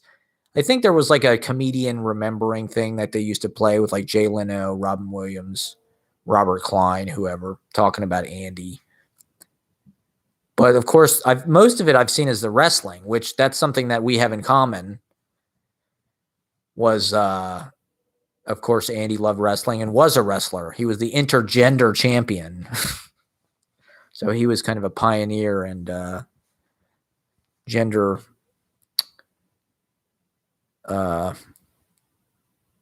dynamics or whatever. But in any case,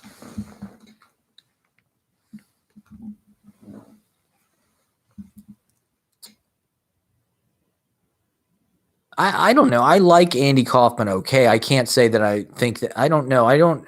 I'm not really that turned on by this idea that like he pulls tricks on people or he's like, I don't know. It's about making the audience uncomfortable and that's what's funny about it. I don't know.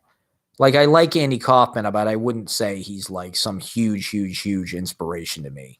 At least not in any kind of like conscious way. Whereas I think a lot of comedians, he's like their favorite dude because he kind of fucks with your head and, you know, like Tony Clifton is like such an asshole. It's like, and a lot of times it's not even him. But I thought, okay, I mean, My Breakfast with Blassie, this is one of these things that like it would have been impossible to find pre-YouTube. Like you would have had, maybe not impossible, but you would have had to get a VHS tape, I'm sure. Maybe there was a DVD, but like it probably wasn't cheap and it was probably somewhat obscure. It was like a cult thing, you know, not that many people saw it because it's like an hour long. I don't know even sure what they made it for. Did they make it for HBO? I don't know. But I've always known about it. I can't say I've ever been that curious, to be honest. Like I said, I'm not really that into Andy Kaufman and like My Breakfast with Blassie. It just sounds kind of stupid. Like I like My Dinner with Andre. I don't need to see some like stupid, like let's make fun of it with a pro wrestler.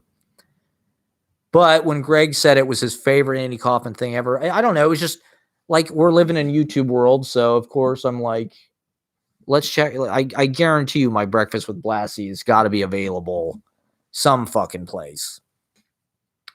Sure enough, it's on YouTube. I encourage you to check it out.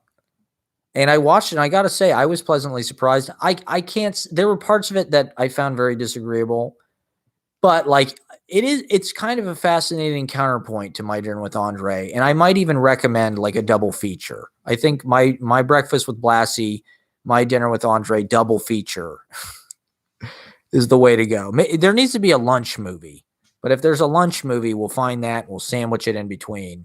Maybe I'll make a lunch movie. Maybe I'll call it Lunch Movie. Maybe that'll be my, it'll be Lunch Movie and it'll be my version of My Dinner with Andre. But it'll be lunch. Like Frank O'Hara lunch poems. Fucking got to write that idea down. Might fucking forget it. Anyway, so My Breakfast with Blassie, it's very true to My Dinner with Andre. It starts with the, kind of like voiceover and he's traveling on the bus. So it's sort of an LA counterpart. My Dinner with Andre is New York. My Breakfast with Blassie, he's on the fucking bus. And it's sunny and he's going to this restaurant called Sambo's, which no longer exists. And I guess it was a portmanteau of both the enter's names, but I think they had one, speaking of Athens, Ohio, I'm pretty sure they had one on the way to Athens. I'm pretty sure they had one on 33 because when my dad would drive me down, I'm pretty sure I remember us passing a Sambo's restaurant. Because it had, at least at one point, I think, sort of certainly inappropriate, graphic branding. But I don't know if that's like part of the joke of the movie or what. But anyway, it is what it is. And that's the location. And it's kind of, I guess what I find interesting about this movie and significant about the movie, I mean, it's cool to see Blassie, to be honest. He's just a real ass motherfucker. And like, it's just fascinating to hear his stories and shit. And he's just got great presence. And like, it's just, that's such a cool, like, sort of jewel to have in his crown of his career. And I always sympathize with wrestlers. I mean, I'm a wrestler. I'm a poet warrior. So Freddie Blassie coined the term, pencil neck geek.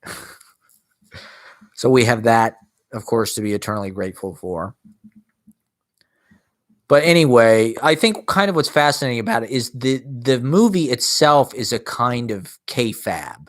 It's a kind of wrestling match in that it's staged.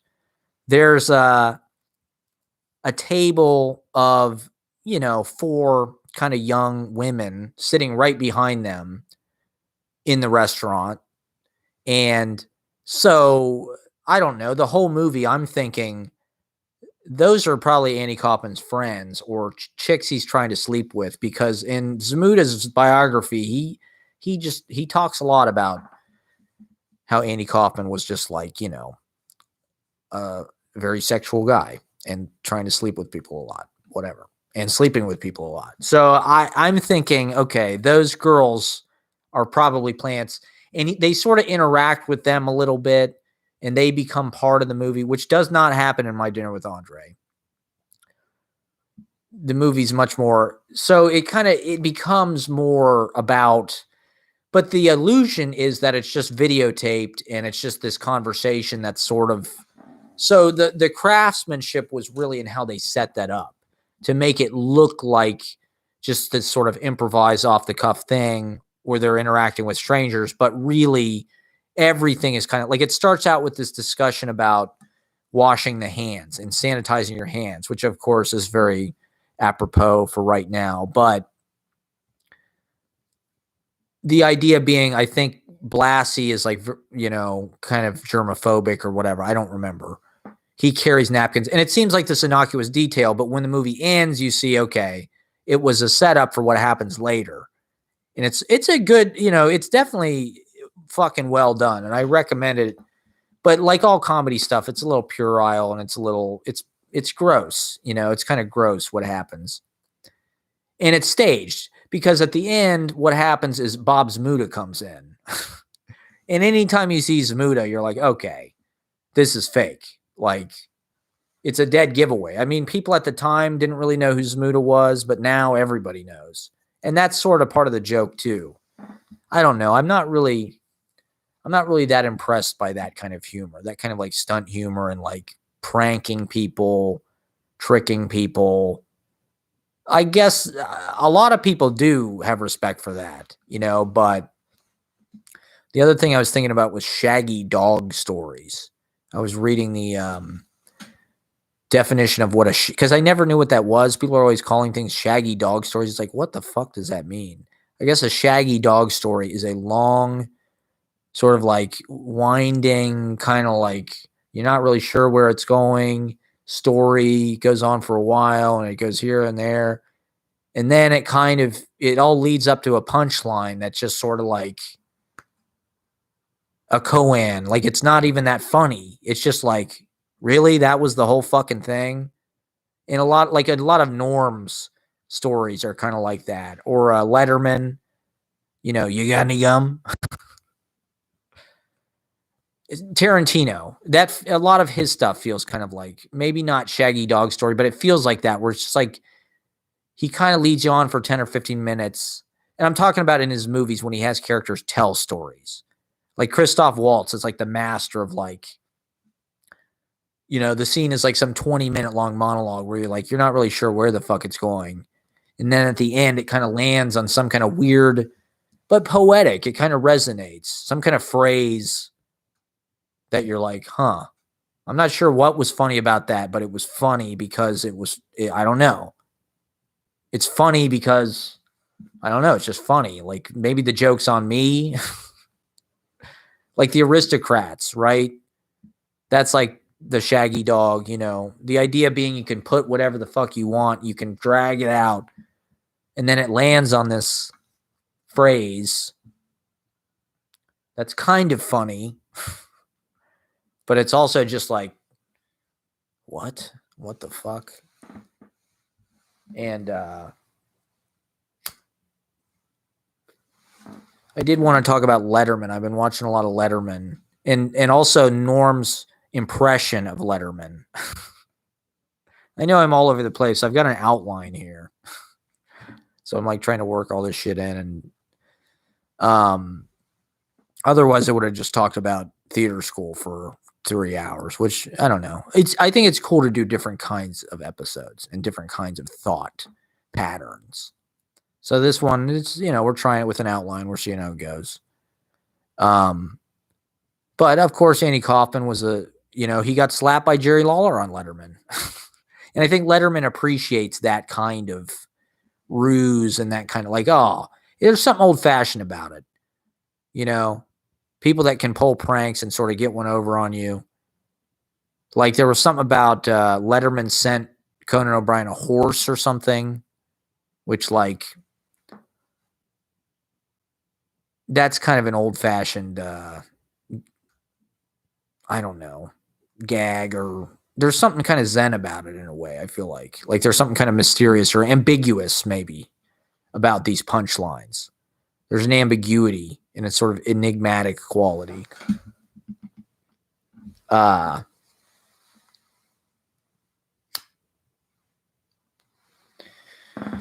But Norm's impression of Letterman, I think, is so impressive because, and Norm doesn't do that many impressions. He did Weekend Update and he did Burt Reynolds and Letterman, and that was about it. That was about all he did on Saturday Night Live. But his Letterman impression is like, it was one of my favorite skits that was on those years that it occurred in. It was one of the few funny things they had that was like, it was so dead on. And I think part of what's funny about it is he highlights this thing about Letterman, which is like, he kind of his approach to broadcasting is kind of interesting and kind of esoteric and kind of his own. Like his way of making a joke, he'll just kind of tell the story. It's like, I was, Paul, I was I went to this Chinese restaurant, the other day. And, these Chinese restaurants, Paul? Yeah, Paul. What the guy, he comes over to me and, he looks right at me and he goes, yeah, you got any,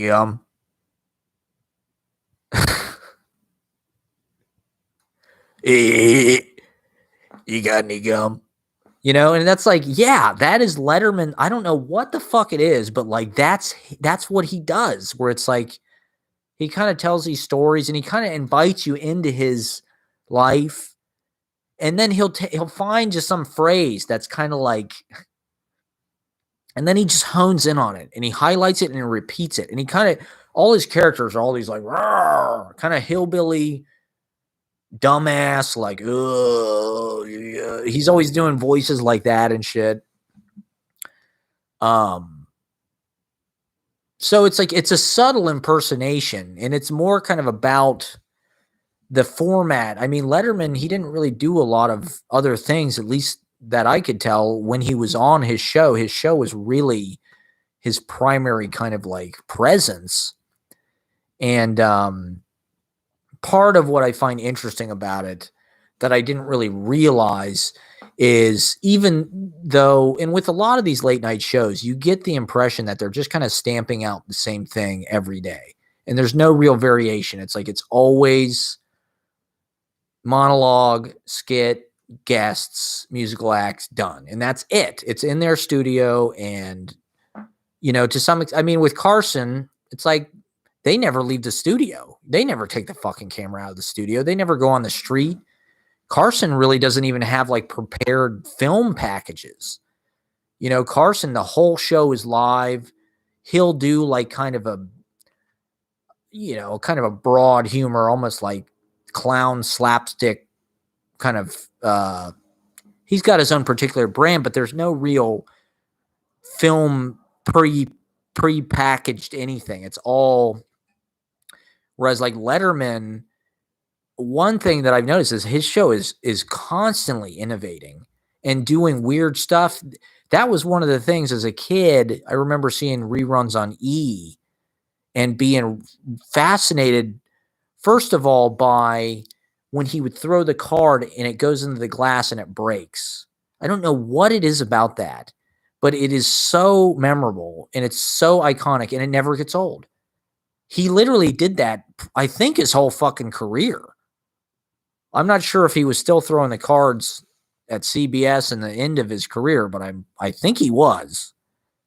He definitely was doing it most of his career. And I just as a kid, and there's an interesting playfulness and transition and openness, transparentness between the interior world and the exterior world, which I think at the time was very innovative, and especially for a talk show was very unusual. Like, you remember he goes outside constantly. I remember seeing them filming from, out the window of their offices at Rockefeller Center from the 8th floor, in the offices, on the street, filming up to the office, calling people on the air. And then, of course, later he'd go into the Hello Deli and there's Rupert, and he'd turn that person into an interview subject and a character, and he'd make comedy out of that. I think Letterman you're very aware that he comes from this sort of aspiration to be a broadcaster, and he has awareness of the tradition of that. People like Bob and Ray, people like Carson, whoever it may be, even sports broadcasting, whatever broadcasting, Howard Cosell, like radio. He knows music. He grew up in the 60s. His musical taste is sharp. You can tell he picks the fucking stuff. Jay, does Jay even give a fuck about music? Like, I don't really think so. Like, Jay sucks. Jay is not innovative. And I don't know if you actually watch these Letterman shows, especially the late night shows from the 80s. Like, I remember when I was a kid, I saw this episode, and it was the entire fucking episode. They host the show. He's got a desk. Paul is there with the band on a fucking airplane from JFK to like the Bahamas or something. I forget where they're going, but they're going on vacation. And so the concept is they do the whole fucking episode on the goddamn plane.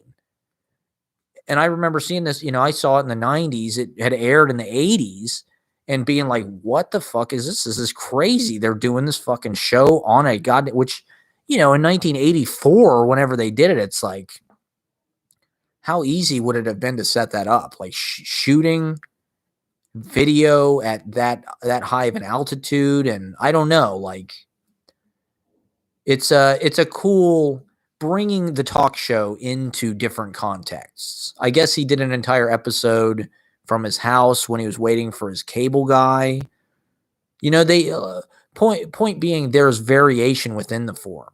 And I think Letterman, even though he knows the form of this is what a talk show is, he's constantly playing with the form, doing variations on the form, introducing new things in.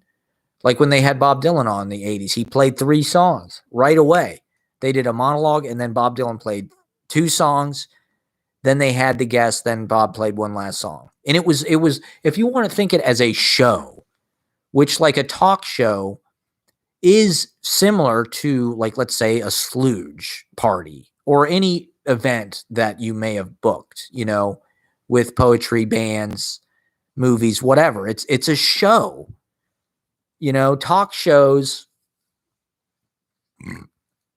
it doesn't always have that feel. Sometimes it just feels like, yeah, this is like Jay's show doesn't really feel like a show. It doesn't really feel like he's like putting on a show. It feels like this is the fucking format. This is what we do. It's always like this. We got Rod Stewart. We got headlines. We got a monologue. I mean, Jay's thing is all about the monologue because he's more of a stand-up comedian. David Letterman, I'm not even sure if I'd say he's a stand-up comedian, really. He's kind of more of a broadcaster, and I don't know, his humor is more, it's more oblique. He's kind of more like Steve Martin or something than Jay Leno. Jay Leno's like topical.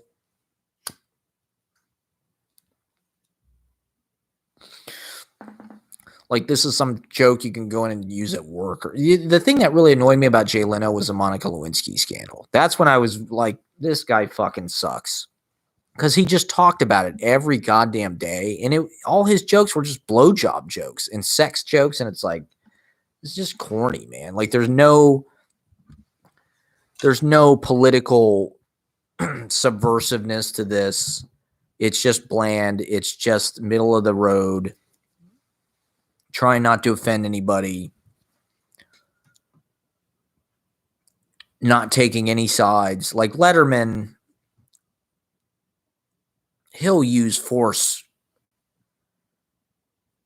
kind of against, and you can tell where his fucking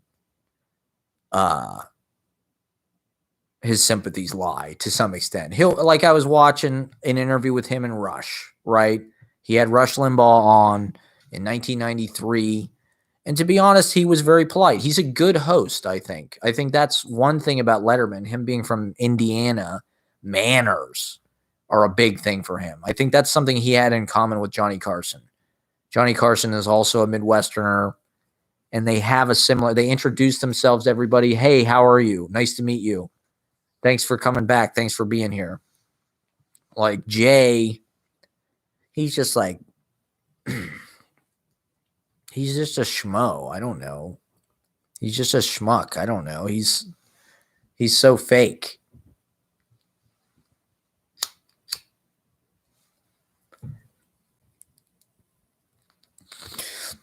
And his whole act is being a nice guy. When in fact, look at all the people that he ice picked. Letterman, Conan. I mean, Letterman is congruent, I would say. You know where he stands. He owns up to, if he does something fucked up, he kind of owns up to it. Jay just blames other people. He doesn't take responsibility. He's got no character.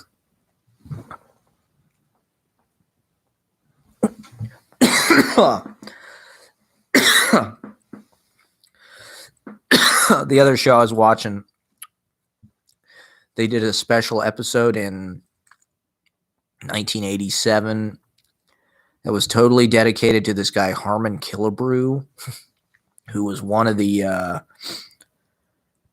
Major League Baseball's home run all-time, I think he had 578 home runs or something.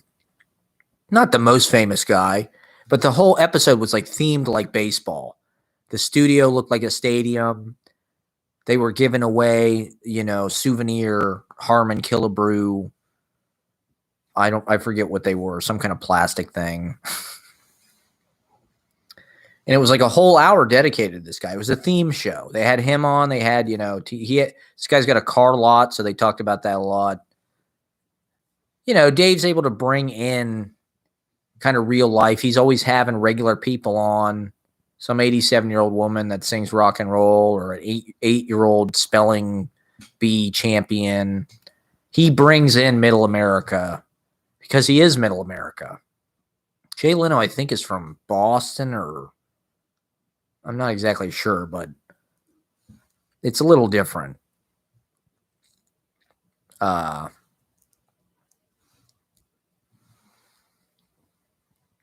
doing this and thinking about broadcasting, the thing about Letterman's approach, I would say, is it's not lazy. It would be very easy to do the same thing, but he's constantly thinking, what can we do to shake it up, make the shows individualized? And he really does. I mean, it's kind of National Lampoonish humor. But, a lot of his segments are he's just walking around Midtown, and it's some sign he noticed that's all fucking misspelled and shit because, the owners are it's English second language. But it's interesting how he brings you in, like I said, onto the street. I remember seeing some episode he did where he was talking to a New York City cab driver. And this was sometime in the late 80s, early 90s, when at the time, of course, New York City cab drivers were like famously insane. Like literally did crazy shit, drove 80 miles an hour. So he tries to talk the cab driver into making a left turn from like the right lane over like 7 lanes of traffic. He's talking to him on the phone. Hey, what do you think you could, why don't you try making and the guy does it. They've got a camera over. You see the whole thing. That's pretty incredible. I love the opening sequence of Letterman. First of all, I think the theme song from the 80s just totally rocks. I think it's fantastic. Like, I think to some extent, you gotta understand that he like pioneered that in a way. There was no after 12:30 anything. And Carson is he's like, there's a lot of sexual entendre, but he's very safe. He's wholesome. Letterman is a little more subversive. He's ironic. He's hip, to be honest. Like, he's post 60s. He can have Garcia and Weir on. He can have Hunter S. Thompson on, or Ken Kesey, or he had Joe Franklin on, of course. I was watching Lou Reed was on a bunch of times. He'll have people sit in with the band. Eddie Van Halen sits in with the band. I mean, Paul Schaefer.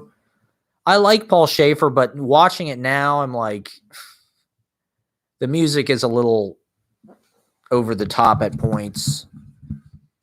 The theme songs and all that kind of shit. It's fun. I like it. I like their banter. I like their back and forth.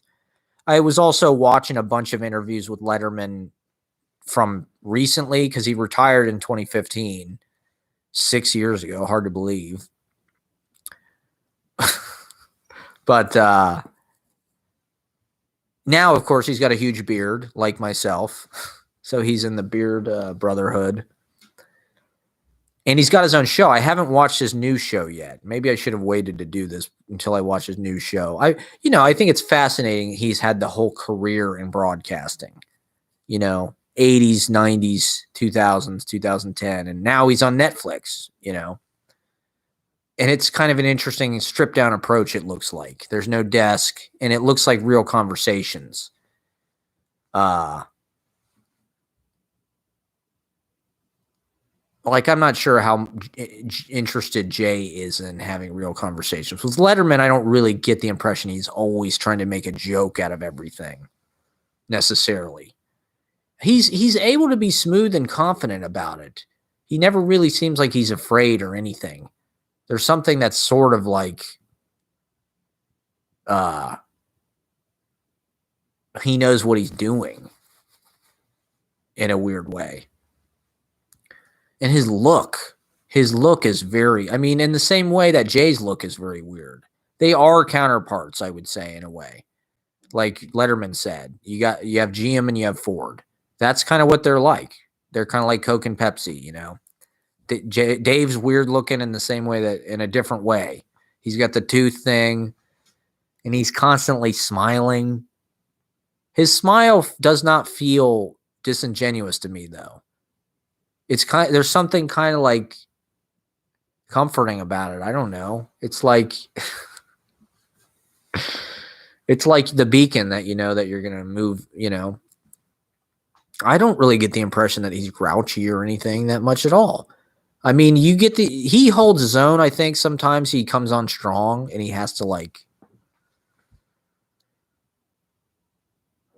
because he's, you know, in order to have, you have celebrities on your fucking show every day. And I do want to say, how did Seth Meyers end up with this job? That dude's got to get fired, man. He sucks. Shit can Seth Meyers immediately. Like, they should give that job to a female, no doubt about it. Like, Seth Meyers, fucking for real, man. Like, has got David Letterman's old job. Like,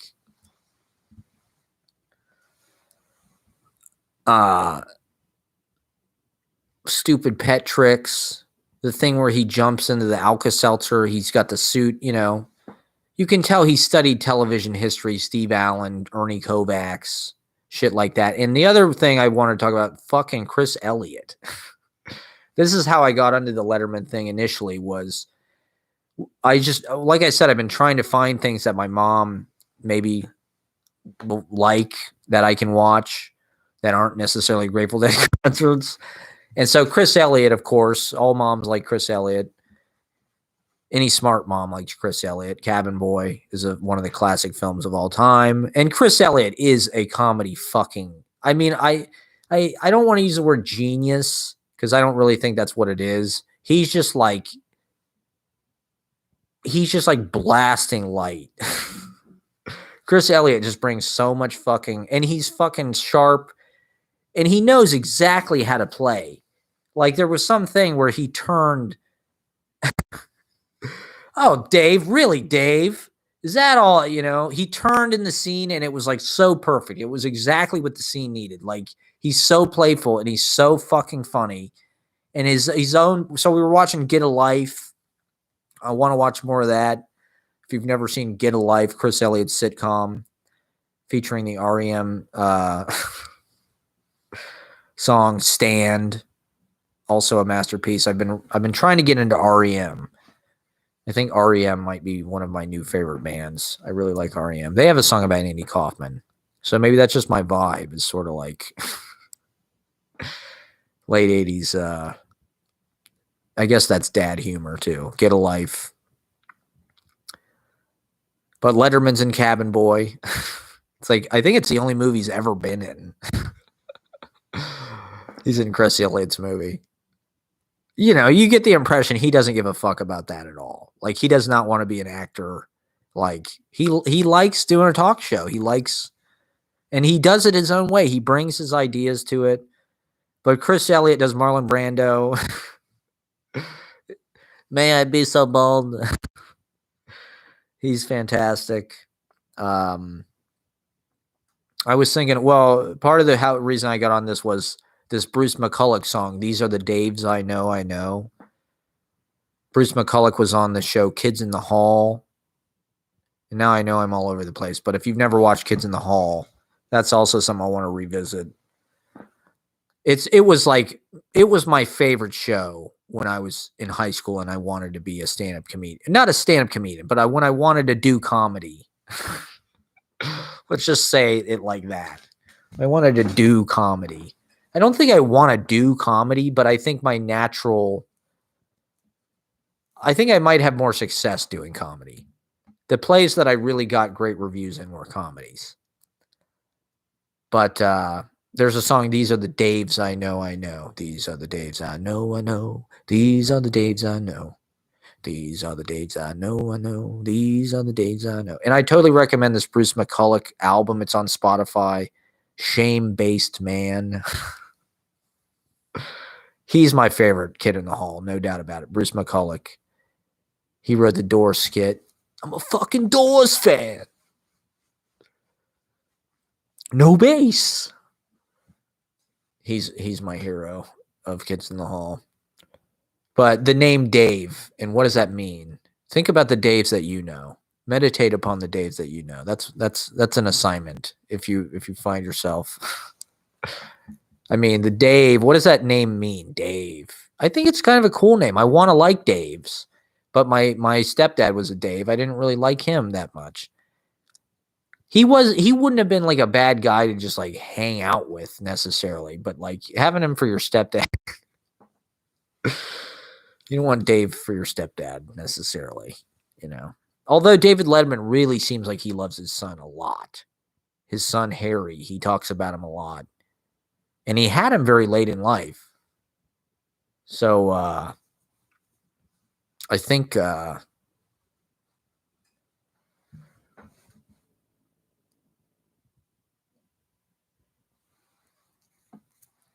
he's a very caring dad, you know, and he's taken a lot of time. But yes, it's true. I did want to be a stand-up comedian. Have I talked about that before? That's a whole, I could do an hour on that easy.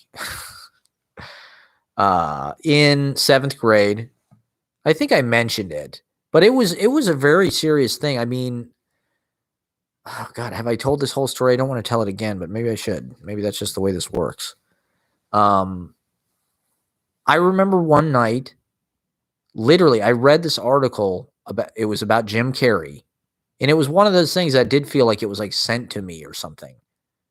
Was like, oh my God, there's this article in the paper about Jim Carrey. And there was a quote in it about, he said at a certain point in your life, keep in mind I was 12 when I read this. He said at a certain point in your life, there comes a time when like, there's things that you're going to want to do. And there's things that people around you are not going to want you to do. Like, for instance, going to show business or being a comedian, and you're just going to have to like divide yourself from them. And, you know, and I was thinking, yeah, because in my family, I don't know what spurred me to want to be a comedian. Well, I do, but it's also kind of curious to me because, in my family, I was like, I was coming from this experience where I was like, especially not funny. In the golf team van, I know I talk about this a lot. It's a perennial scene. Maybe I should just do a movie about the golf team van. It's too Republican, you know. It's not worth in the trauma of that. That's why I'm trying to get away from this place, because I'm just trying to get away from these evil people, these evil Rush Limbaugh golf team people, including my own family. How did I come from this place? I just don't even believe it. How am I half whatever country club? But anyway, the golf team van, my brother was like, he would kill. Oh my God. He was like Rodney Dangerfield on the fucking Tonight. I mean, he literally fucking would kill in the golf team van. Like everyone. Anna Dodge, Ian Dodge's mom, who drove the golf team van, who was sort of like the shepherd of the golf team. She was uproarious laughter at the steering wheel and stitches. My brother would do material that Chris Rock was doing for the MTV Video Awards. He did. I remember him one time doing Chris Rock's line from the MIB parody, "Laugh at my jokes or there's going to be violence." He literally said this in the golf team van. "Ooh, the silence, something, something, something. Ooh, the silence, laugh at my jokes and there's going to be violence." And I remember sitting in the back seat of the golf team van, watching everybody in the van just like convulsing with hilarious laughter. Anna Dodge looking over her shoulder while she's driving in her vest, the minivan, her face contorted like a rat's with uproarious laughter about what my brother is doing, stealing Chris Rock's jokes, stealing Chris Rock, stealing Will Smith, stealing Forget-Me-Nots in the golf team van. And Jack is just like, he is the king of comedy. in the golf team van. And I'm his brother. What can I do? And I tried. I was humiliated. I remember Danny Butler, who was a super Republican. His parents fucking were members of Scioto Country Club, where Jack Nicklaus learned to play golf. Super pubs, probably deeply racist, but who knows? I don't want to slander anybody. And I don't know. He may have turned out to be a cool guy. I don't know. But in 7th grade, he was a bully. He was a ferocious bully and kind of a weaselly. His teeth, he just gnawed into you with his teeth. And Danny Butler really scarred me. But I remember I felt so nervous and I felt so much pressure to like be as funny or I don't even know, contribute in the golf team van in some way. I mean, I was younger than everybody. I was a year younger than everybody else on the team. They were all friends. They were all my brother's grade. They all thought he was the king of fucking hilarious everything. And I guess he is. I don't know. He's still the funniest dude. I don't know. But I stopped caring. But at this time, I don't know why, but it became like this very personal, like tender, like I need to prove myself and that I'm funny. I don't even know because I don't think I cared about it really. I think I always just assumed I was funny, but I don't know. I don't necessarily think that I felt the need to be like class clown or anything. This may have been because my mom getting remarried. I think that emotionally kind of changed. I mean, comedians are pathetic. They're really needy and they're not attractive. I mean, they're really pathetic people. Like, I don't want to be a comedian. That's why I'm always talking shit about comedy, and comedy world is just like really fucking pathetic to me. But that's maybe where I belong. Maybe I'm just in denial. I probably should be, but I'm not as funny as Jack. He's the real funny one. So anyway, I remember one day in the golf team van, I think I told like a joke that I had read in a joke book. I literally went to the library and got like Milton Berle's joke file, his private joke file, which was like 1,000 pages.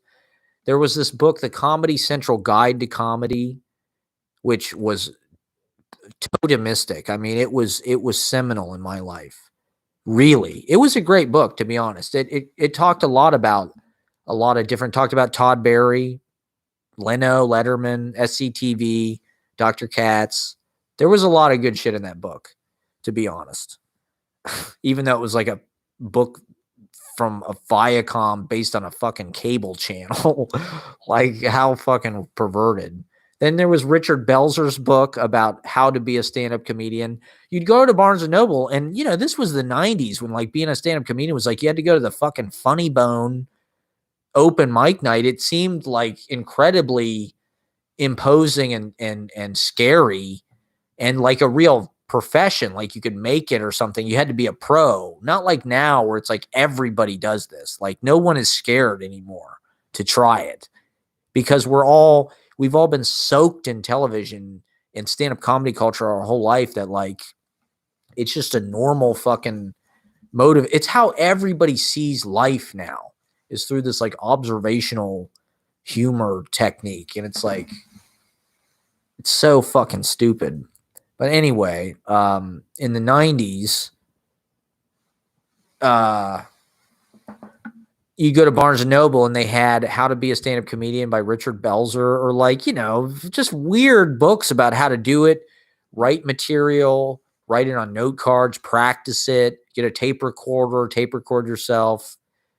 To be honest, I feel like I didn't really figure out how to be a stand-up comedian until like a few weeks ago, where I realized I have these outlines. That's all you need as a stand-up comedian. The idea that you're like writing the exact fucking like syllable down is so fucked up to me. Like, I do not want to work that way at all.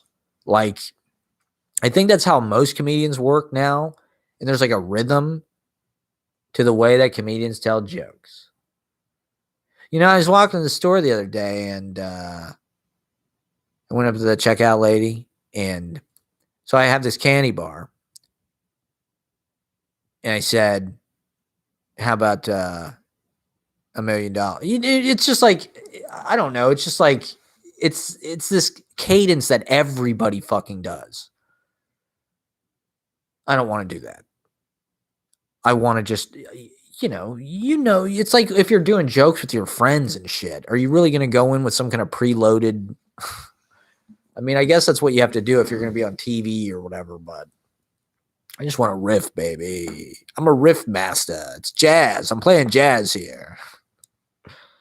So anyway, I remember like going into the golf team van with some kind of joke that I thought was going to be hilarious. And was really, and I think maybe even the people on the team had some awareness that they needed to be sensitive to my need to be funny, and they needed to think that I was funny. It's weird. It's such a sad state of affairs to be in, where like you so desperately want to be funny and you're not funny, and like trying to be funny. Good Morning Vietnam is a really good, Bruno Kirby in that movie is a really good depiction of that. He's Lieutenant Steve. He's trying to fill in for Robin Williams. That is not funny. I am funny. I know in my heart that I'm funny. And like, if you're trying to be funny, it suddenly becomes impossible. Like you have to trick yourself into it. It's a whole other thing. If you're trying to like come up with funny ideas for like a skit or whatever, it doesn't work. Like you can be funny and who cares really? Like to me, if you want to be, that's not healthy. Like that's really a weird thing. It's a way of demanding that people shut the fuck up. You're kind of choking them with laughter. And it's kind of a threatening preemptive strike. You're trying to control everything. I don't think it's a good. I mean, I like laughing. I like having fun. I like to laugh. But I up until the pandemic, like that's the only reason I'm watching this shit. I would not be watching goddamn Letterman reruns if there weren't a pandemic. But it's also helpful to learn about broadcasting. There's Bill and Del Close. That's a moment for the ages. This is on Del Close's deathbed. Speaking of comedy, Bill Murray was the first guest on every show, on Letterman's morning show, on late night, and on the late show. Andy was the last guest on the late show. Bob Dylan was the last guest, but Bill was the first guest on the last show. So Bill and Dave are cosmically tied. I think what Letterman did was he kind of made a Saturday Night Live place in weekly late night. Like Carson was not really a National Lampoon, Harvard comedy thing. He was more like, he's not like a Simpsons writer. He's like a Hollywood Bob Hope, old time showbiz. And I think he wrote a lot of his own material. Whereas Letterman, you get the impression it's a lot of, I don't know, Comedy Pro, Harvard, people who'd write on The Simpsons. Like I said, it has kind of a National Lampoon feel, but it's rock and roll comedy. But it's married to that Carson. You know, Saturday Night Live is more kind of this unhinged music, rock and roll thing. Letterman has that sensibility, like he knows that. But like his show also has the kind of old-fashioned, pleasing the affiliates kind of broadcasting feel to it. So yeah, I remember one day in the golf team van really like loading this joke up, and it's long and everybody's giving me their attention. I'm in the back seat and I land on the punchline. Nobody fucking laughs. And Danny Butler turns around and he looks at me. And I think he said something like, is that supposed to be funny? It's fucking stupid as hell. And of course it was just like, oh my God, this is devastating to me. Like, I'm not funny. These golf team people don't think I'm funny. What am I going to do? My desperate goal in life, which my whole life is Comedy Channel, because my whole life is cable TV, and Comedy Channel is like the best channel on TV to me. And so these people don't think I'm funny. I'll never be a comedian. What am I going to do? And so I made it kind of my mission. And I read this article with Jim Carrey that I was talking about. And I was just thinking, I was crying. I remember crying one night at my mom's house in Hilliard, Gulfview Woods. More golf. The Devil's game. Here's Nichols and May. Who I've actually never seen anything they've ever done, really. And I remember crying and praying to God, like, please, God, make me a stand-up comedian. This was 1997, I think. Please, when I grow up, I want to be a stand-up comedian. And I do feel like that night, maybe my wish was cast and my fate was sealed, and I've just been avoiding it. Poetry is kind of a stand-up comedy. And in fact, I think the Joker movie, the thing where he's on stage, like reading from his notebook and shit, I'm like, Jesus Christ, is this based on my life? The Joker's comedy routines are like a lot like my poetry readings. Is that a coincidence? I don't know. The Joker became the sort of symbol of our age, I think, because this is how everybody processes the horrors of our and pressure of our American existence. Turn it all into jokes, turn it into laughter. It's how we deal with the pain. Tragedy plus time equals comedy. Well, that sucks. Blues music, blues music is also sort of squeezing juice from a lemon. It's sad. It's blues. It sounds great, but it's sad. Comedy's like that too, really. Second City. My mom probably thinks I should have gone to Second City, maybe. Maybe I should have. Somewhere in an alternate universe. I probably would have been on Saturday Night Live, and maybe I would have some kind of film series or something now. I don't know. I feel like I have to do it my own way. Second City, I did see a show at Second City. It seemed just like kind of too middle American for me. Like they were making a bunch of jokes about like the Chicago Bears and shit, and just like all the jokes were very like like they'd be topical in like your grandma's living room or something. Like, I don't know. It wasn't avant-garde by any means. It felt like kind of like it would have been a hip swinging singles thing to do like in the 70s. Maybe in the 60s it was super politically subversive and satirical, but it seemed like very middle of the road. All that work does, honestly. Even John Candy, even SCTV to some degree, even though SCTV I would say is intelligent, all the humor is based on kind of regurgitating media stuff in different combinations. It's a fairly understandable equation to some degree, how they're doing what they're doing. And I love SCTV. I think they're masters. And I think they are avant-garde in their own way.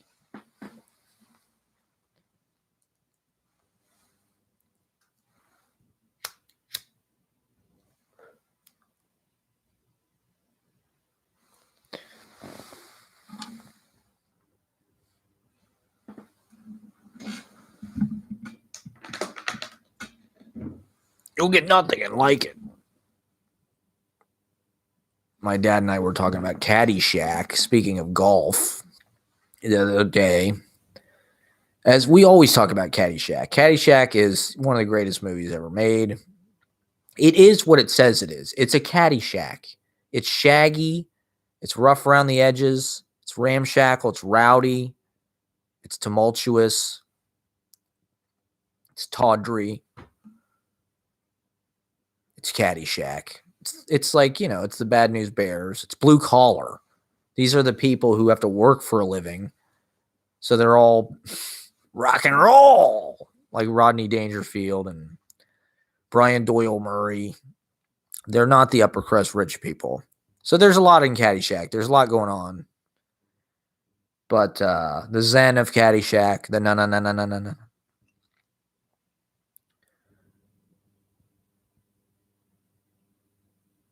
These are the things I was raised with. These are the things that people pay attention to. Rat fuck. It's a Second City movie. Harold Ramis, Bill Murray.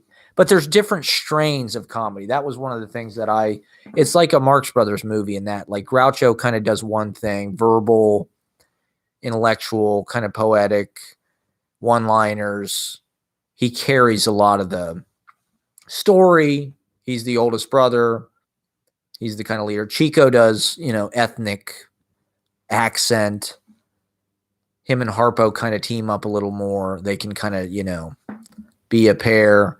Chico plays piano, so you have that sequence. Speakeasy, he kind of brings in that kind of gangster immigrant character, that kind of humor. Then you have Harpo, who doesn't say shit. So you have pantomime. He plays the harp, which is amazing. So you have these different vibes. Caddyshack's kind of like that. What Chevy Chase does is a lot different than what Bill Murray does, which is a lot different than what Rodney Dangerfield does. Rodney Dangerfield is a stand-up comic, one-liners, zingers, zinging everybody, cutting on everybody, roasting everybody. But he's an everyman who hit it rich in this movie. So you sympathize with him, not with the country club wasps, not with the white people. The movie is about white supremacy and sort of tearing down the walls, taking a shit in their pool. It's still good. Bill Murray is fucked up by all the chemical products probably that he has to use as a greenskeeper. Chevy Chase is just a rich kind of prick, as like he is in real life. And his verbal shit and physical is really on nice display in Caddyshack. I think that's a good... Then you have Schmales. He's from Mary Tyler Moore or whatever. He's got his whole... Well... He really goes big. You have National Lampoon, Doug Kinney.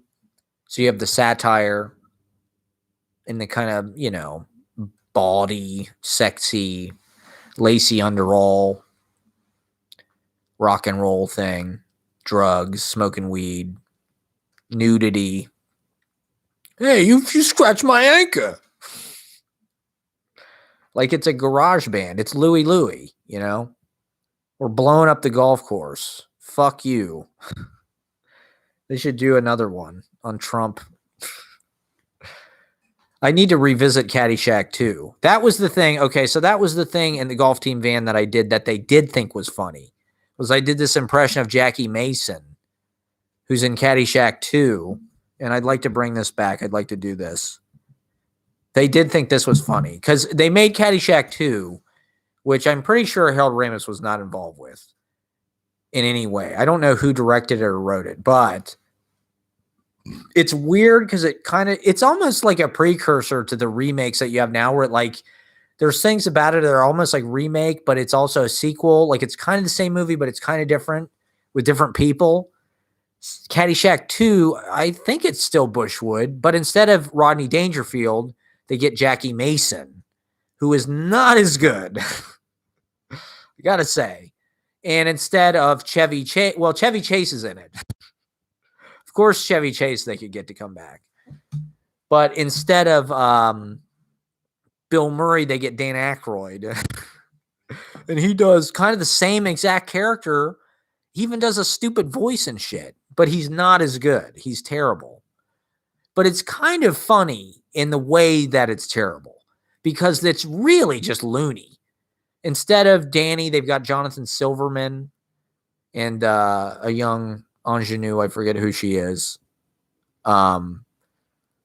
I really would like to revisit it again because at the end it's crazy. It's like a miniature. They're on a miniature golf course. The green is like purple and yellow, and it's just nuts. And Jackie Mason is just, I mean, he's kind of funny.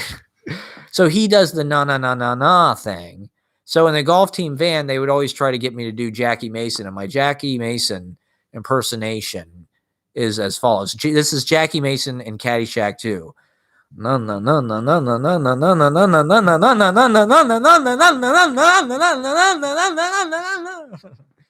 and on.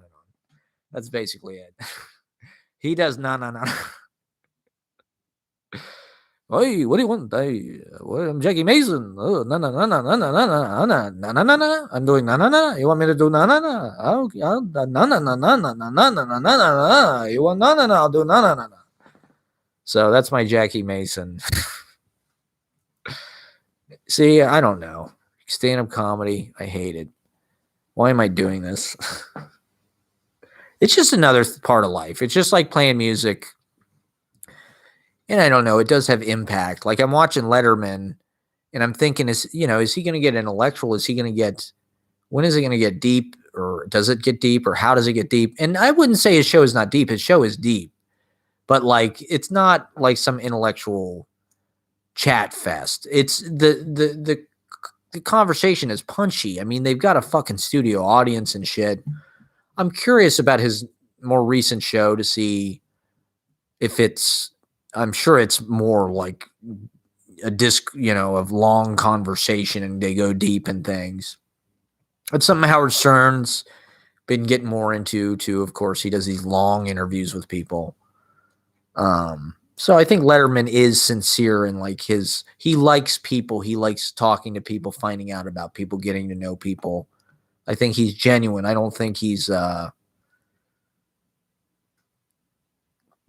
quite as like solipsistic or myopic or something. Like he's not, I don't think he's opportunistic either. I think he really just looks at people in a very level way. Where the hell are the singing cats? Paul Newman was on his first show on CBS. He stands up and he goes, where the hell are the singing cats? Because the thing that's cool about The Late Show is they do it in the Ed Sullivan Theater, of course, on Broadway, which is, of course, where the Beatles first played in America and where they were on television and whatnot. But also it is a Broadway theater, like literally. So, the sense, it's weird because when I saw, and did I say this last time? When I saw The Late Shift when I was a kid, my impression was, oh man, Letterman lost the Tonight Show. Like, there's no way he could ever recover from that. But to be honest, I do think The Late Show was the right thing for him to do because he had already established who he was and how his show was different than Johnny Carson's show. And it was a lot different in a beautiful way. And I think Carson liked that. Carson's 11:30, Letterman's late night. It's a different thing. It's more, I don't know, it's more of a college, the people who are up at that hour. The people who go to bed at midnight, they catch the Carson monologue. They're maybe older or more professional or whatever. If you're up at 12:30 to 1:30, you're in college, you're whatever. So it's a little rowdier. His vibe fit that. Is this boring? I don't know. I'm fascinated by this world. But the late show was his show, except bigger and better. And CBS is a great brand and it's a great network. And honestly, it kind of fits him more. I feel like it feels more, I don't know, old fashioned and kind of middle American. I don't know. CBS does feel like kind of like the standard as far as dignity, and their news feels like the best as far as broadcasting goes. NBC to me is more, there, especially in the 90s, it was like they wanted to be young and hip, must-see TV, and Friends, Seinfeld, Mad About You. It was all about being hip, and they're kind of like their prime time. They seemed like they're all about prime time, and Warren Littlefield, and they seem yuppie. And I wanted to, one thing, like the fucking color scheme of the Tonight Show with Jay Leno. Like, if you look at the Tonight Show with Carson, it looks like your fucking like grandparents' living room. It's like shag carpet. The desk has got like these fucking like ornate column work and fucking wrought cornice work on it and shit. And there's plants and it looks, there's some kind of pastel mural on the fucking 70s furniture. It looks like, 70s living room from hell. Whereas Dave's thing, I don't know. It's the cityscape. It's a desk. I don't know. You really, especially in that Studio 8H at Rockefeller Center, you just got the impression the audience was just like there and just like so with it and so into it. Like you're in this cave and the comedy just bounces off. Leno's set is like these oranges and like purples and like, it's like acid suns. I mean, that's California, but it's also him. It's just like, it kind of looks like the peacock colors if they really turned up like the saturation and bled it out. Like, it's just like his show is so orange and he's like kind of purple. And I don't know, in a certain way, I felt like it was appropriate because his chin, he kind of looks like the moon.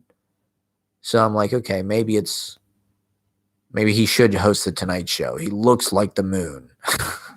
He looks like a fucking, and he kind of is the same color. He looks like his face is like cheese colored. He's like cheese. He's made out of cheese, like the moon. And there's something very like tropical, but like, I don't know, it's almost vaporwave. His set's almost vaporwave, I guess. It's late capitalism. Late capitalism. I need to work on my Zizek. I can do it. That was not a good start. With impressions, it's like you really got to get off on the right foot.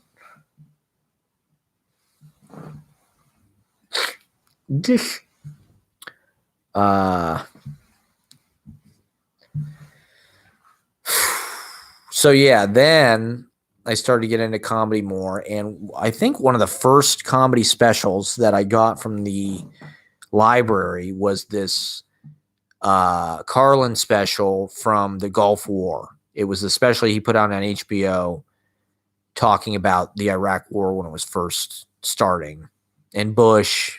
And I think he talks about airports. There's a whole airport thing. And the thing where you miss the last step in your...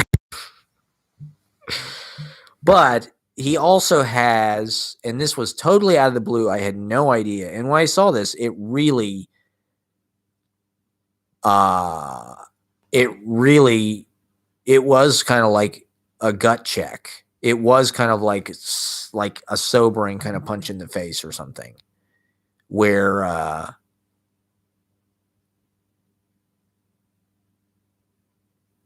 okay, so I'm watching this, and most of the special, like I said, it's about Gulf War, playing with their toys in the sand, and how it's a big phallic contest or whatever.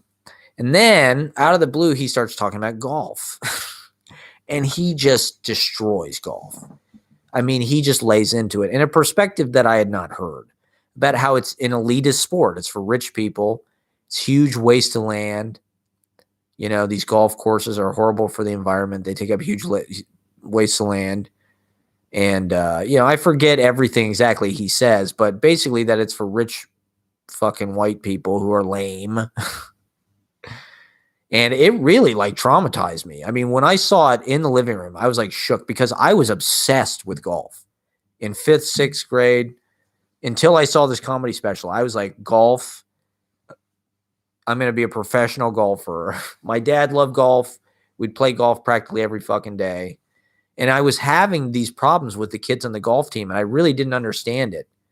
I really didn't get why they were so mean or like, why it wasn't funny. And then I saw this Carlin special, and it was just like a bomb went off. And suddenly I just thought, yeah, golf sucks. Like, what the fuck do I give a fuck what these rich elitist people think? Like, they're a bunch of uptight white people. Fuck them. You know, like,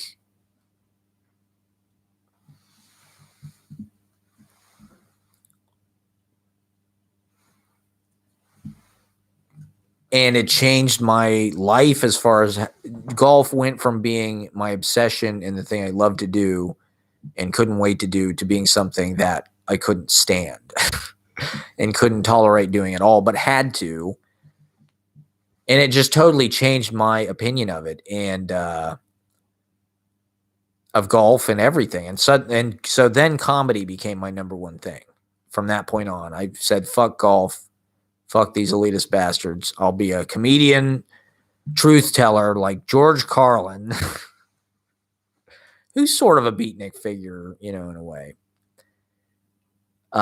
He took very great care of the words. He was somebody that I'm sure had it down to a syllable. You know, he rehearsed and he got it down. And even his intonations and his inflections were like on the money every time. He really honed it. And his specials are his work. You know, they're his books. They're his. I mean, another book I had around this time was Brain Droppings. I loved it. I thought it was hilarious. He has kind of a section that's just like tweets, where it's like little one sentence joke, idea, thoughts. And then he has longer kind of. He talks about how he killed a guy, or he's killed 4 people. There was one part in the book that really scared me. He talks about he secretly killed 4 people in his life just to see what it was like. And it was all secret and it was all untraceable. He just did it. and he's like, he said, oh, you're thinking, oh, he's just a comedian. He's just joking. He's like, good. Yeah, that's what I want you to think. I thought I was kind of disturbed by that when I read that when I was 12 years old. But then, I don't know, somehow a few months later, I don't remember how. I think my brother wanted to watch the George Carlin special or something. And we ended up watching it again at my dad's house. The first time I watched it was in my mom's living room, I think on Kerr Street. And then, like I said, it shook me. It rattled me. It changed my course of my life. And then I think my brother wanted to watch it at my dad's house or something. So he put it in. I remember just thinking, oh shit, this is not going to be good. When my dad sees this fucking thing about golf, it's going to be bad. And so we watched it. And I remember thinking, no, we should not, we should probably turn this off. We watched it, and when the golf thing came on, we were laughing the whole fucking time. We were laughing our asses off. It's funny as shit. And then the golf part comes on. And he starts shitting all over golf, how it's an elitist sport and blah, blah, blah. And it just got really uncomfortable. My dad, I remember he was sitting there in his robe in the office chair, and we're watching it. And everybody kind of gets quiet. And I'm sort of looking to see his reaction, And I think in a certain way, I was using the tape, or the tape was saying to him what I had heard and what I would like to say to him about golf and the truth of golf. And the fact is, we're just muni golfers. We are public links duffers. We were always the poor kids. And that was part of the reason why we did the golf team, because it was an opportunity to play good golf courses for less money. It was somewhat subsidized, by the school district and whatnot. The courses and the greens fees. And they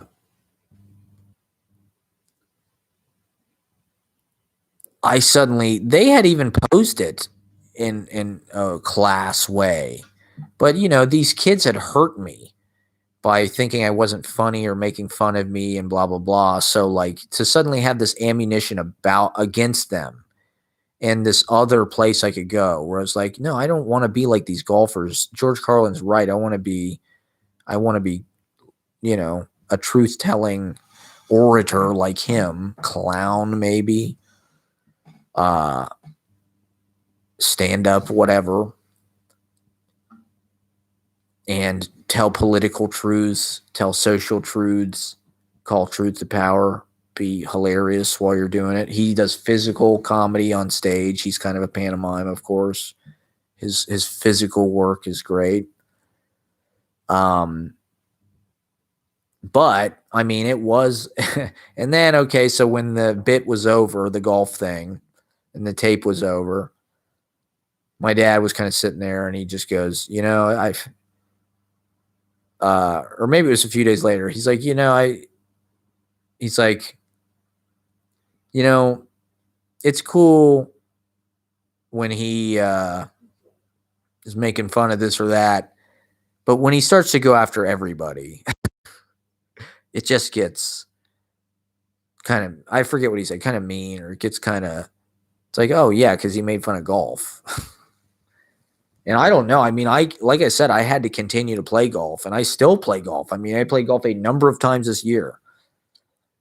But I always like playing the shitty courses. I like playing Wilson Road or Gahanna. I don't really like going to New Albany Links. I like something that I can actually do good on, that I'm not going to feel overwhelmed by and lose a bunch of golf balls.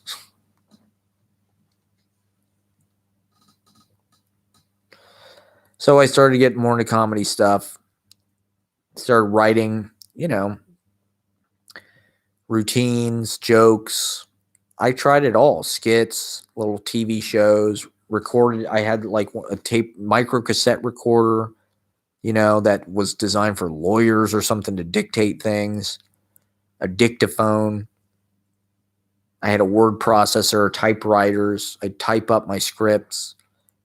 This was when I was 12, 13. I was very industrious about it, just like now. And, I've talked about it before, but I do little monologues, and the lunch was like showtime. Lunch at school was like the Tonight Show. We'd play wall ball, and that was sort of a game that we invented that was like a comedy routine in and of itself, a wave table, a live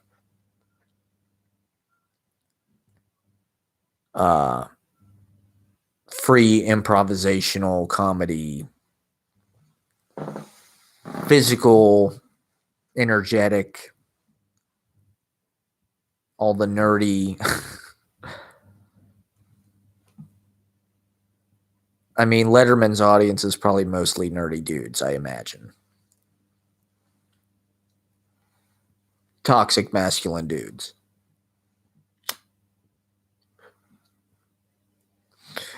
That's maybe a lot of the people who like stand-up comedy.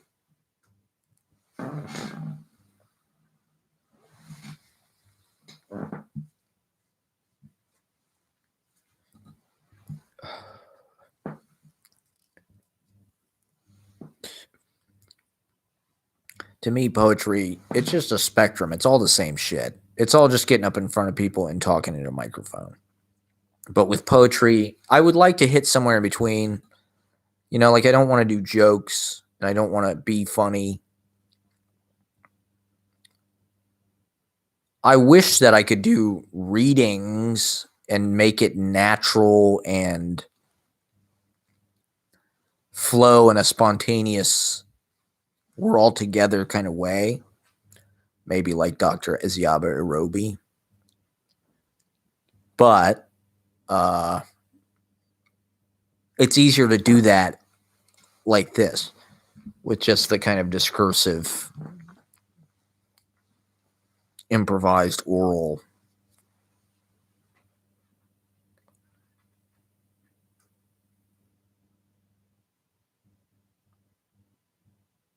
Oh God, yeah, this is another huge thing I wanted to talk about.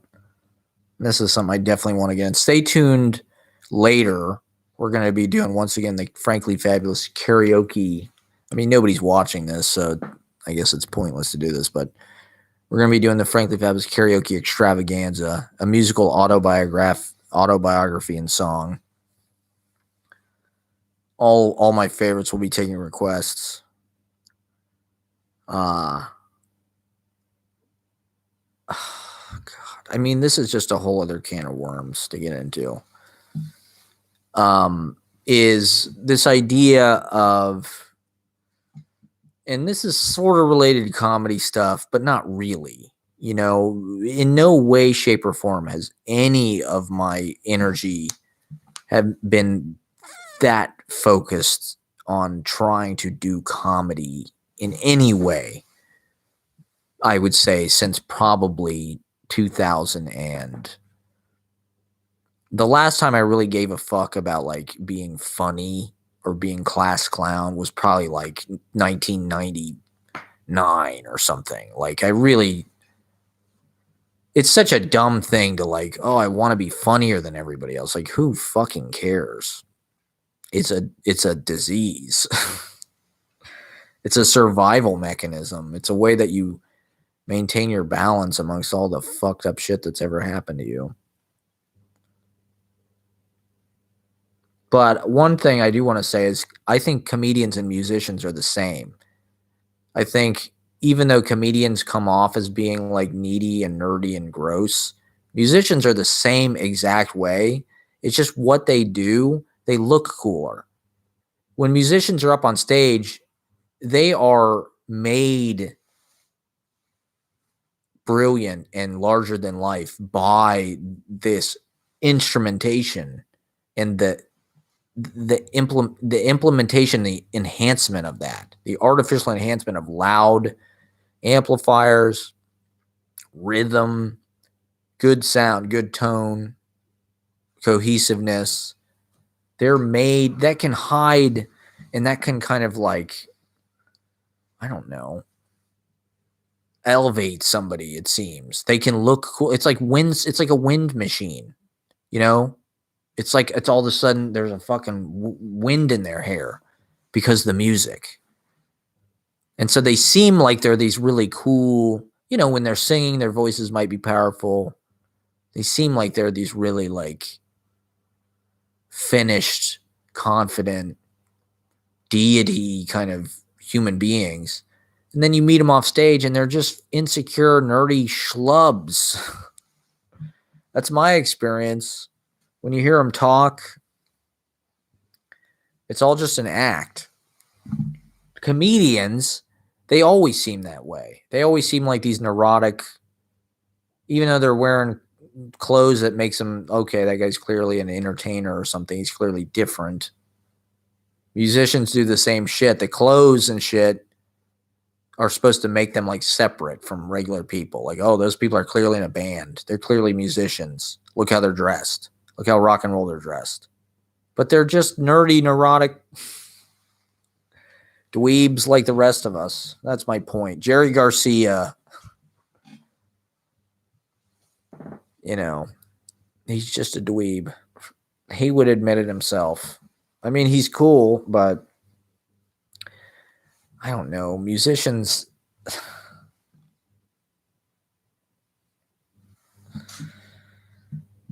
they are very over fucking appreciated. But God, okay, so part of what I wanted to talk about was this sense that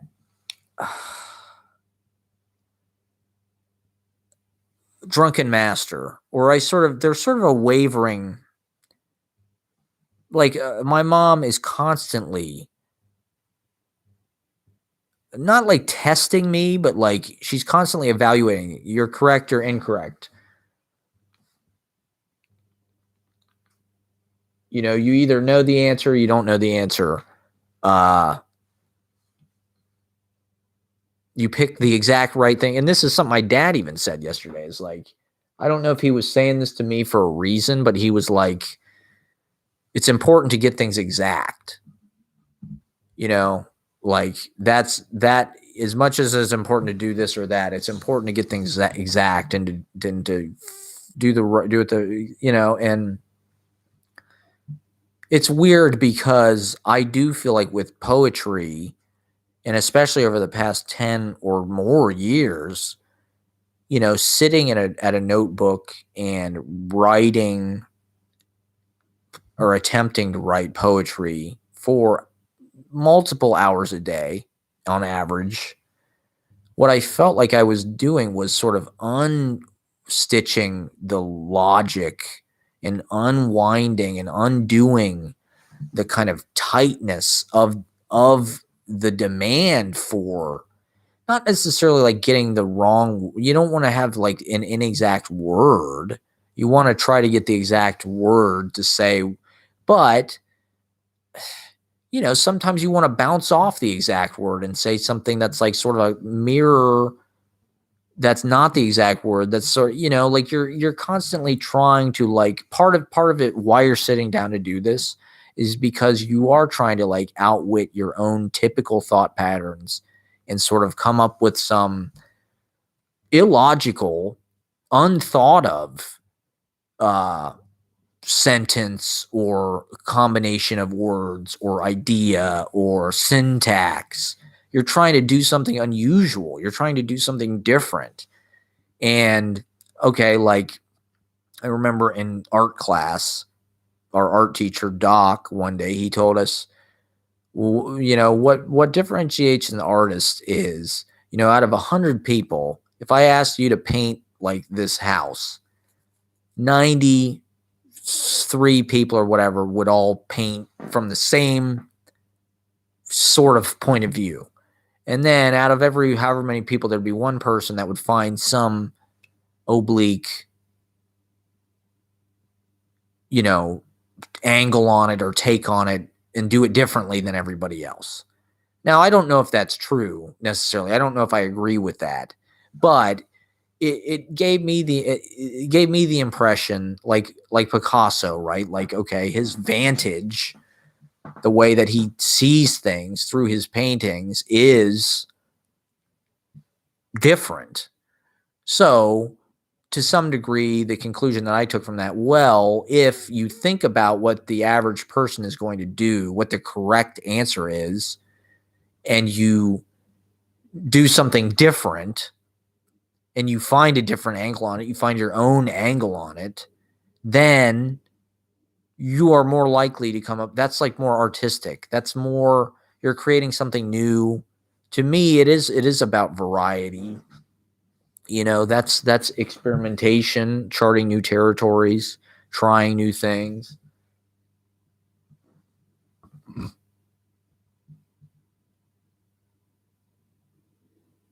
Oh, this is David Dobrik.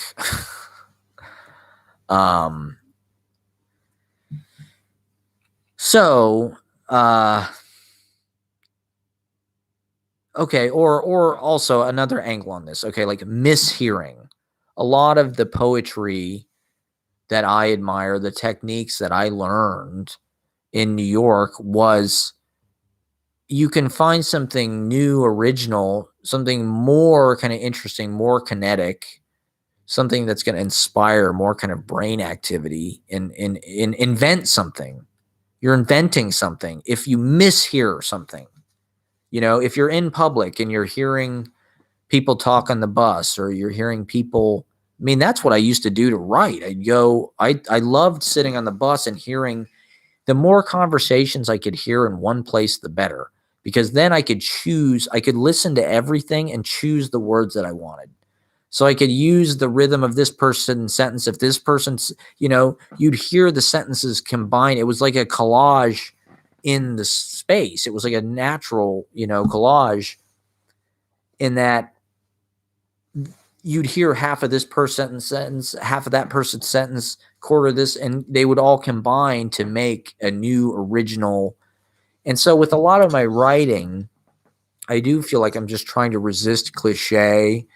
I'm trying to avoid saying things in a way that they've been said before. I'm trying to individuate and singularize every utterance. And to me, that is poetry. If you're original in every expression and every thought, in your syntax, your grammar, the way you're going through the words, that is poetry. You're not using cliche. And so part of systematically dismantling like your cognitive circuits, or testing them, stretching them, trying something different, trying to go a different way. To me, that's what poetry is like.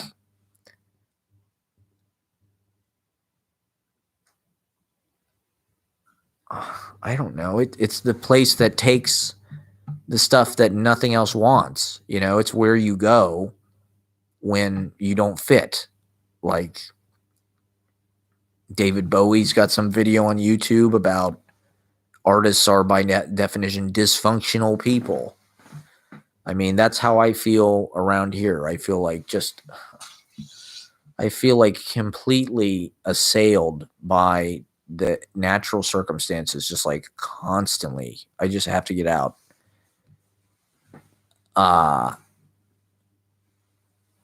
So part of like this idea that I'm incorrect, I don't know, like with music and stuff also, with Wavetable, it became about, I don't want to say anything that's predictable or reducible.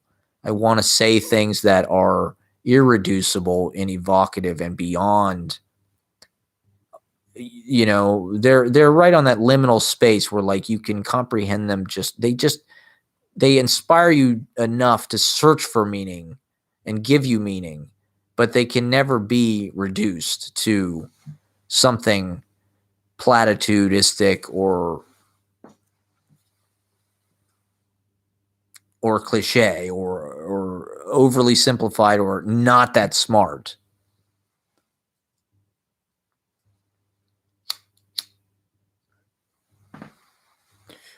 I think the stress of trying to figure out what that thing means, or just the mystery, but the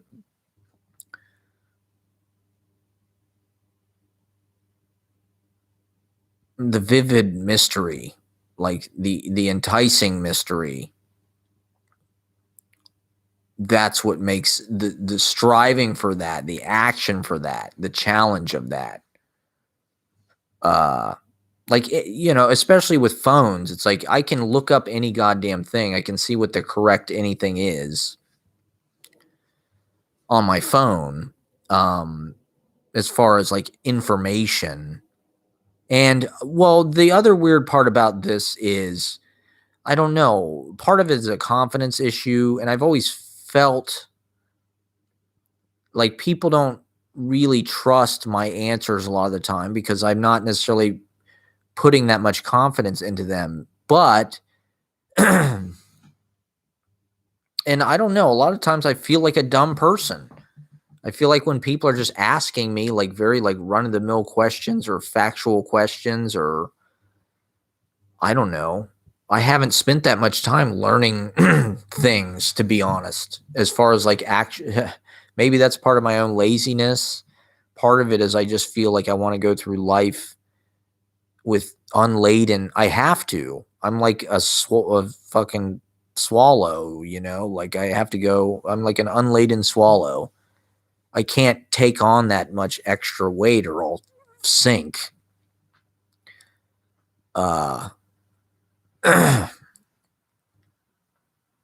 So like I really dedicate most of my time to reading poetry, writing poetry, and not much else. Even video stuff or music stuff is like secondary, tertiary to that.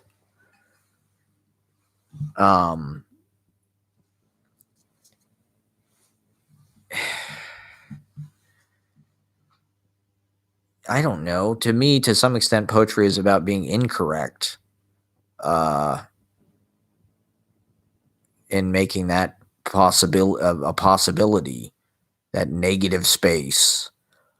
that corner that nobody else goes to. The whole rest of, I mean, this is comedy is business. It produces this pleasure reaction, I guess. I don't know. I don't get that. I don't get why people really want to be forced to laugh? Is this really like something that it's just the extremes are what's mystifying to me. The fact that poetry has no economy and comedy has like this massive economy is crazy to me because they're not that dissimilar. And yet nobody likes poetry really. I mean, if you look at the number of views on even a highly successful poet's YouTube videos, it might be a few thousand, maybe tops. Whereas if you look at any comedian's anything, millions, Rogan, whatever. Rogan is an intellectual chat show. What the fuck? Why do people listen to that and not, I don't know, Pin Sound? Is that a dumb question or?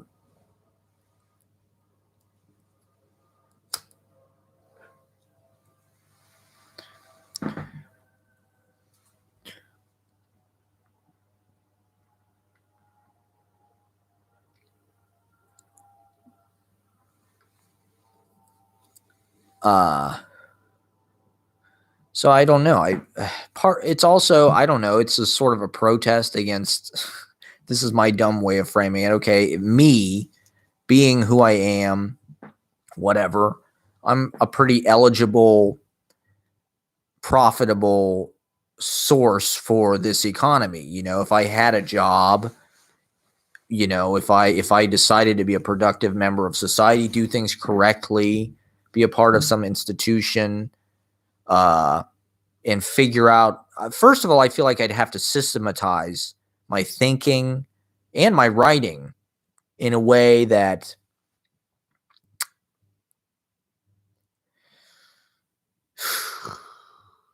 I probably could have done it that way if I had been accepted by that system.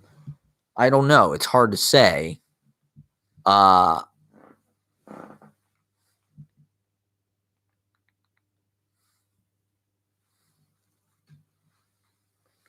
But I like the ways that I'm finding my own individuated path sort of outside institution or academic or, I feel like I'm a part of a counter tradition or an outrider tradition. If I had to name what I was doing, I'd say there is a counter canon, I would say, of new American poetry stemming from that book and New York School, Black Mountain, San Francisco Renaissance. I think there's a counter canon of fucking Michael McClure, Rex Roth, Spicer, Duncan, Diane DePrima, Joanne Kiger, Philip Whalen, people since then, but not only them, but also Ashbery, O'Hara, Bill Berkson, Jim Carroll, Bernadette Mayer, Alice Notley, Eileen Miles, Joel Oppenheimer, Paul Blackburn, Amiri Baraka, Charles Olson, Jack Kerouac, Taylor Mead, and on down through second generation, third generation. I really think the New York School technique needs to be looked at by more people because it's a very Louis Warsh, the prose. There's an American. I don't know what other word to use. There's an Americanness to the prose and to the poetics that I don't think that many people have taken advantage of yet. And to me, that's the counter tradition. That's the stock of poetics, of how you write and what makes a poem. It's not Robert Lowell and Elizabeth Bishop and Seamus Haney and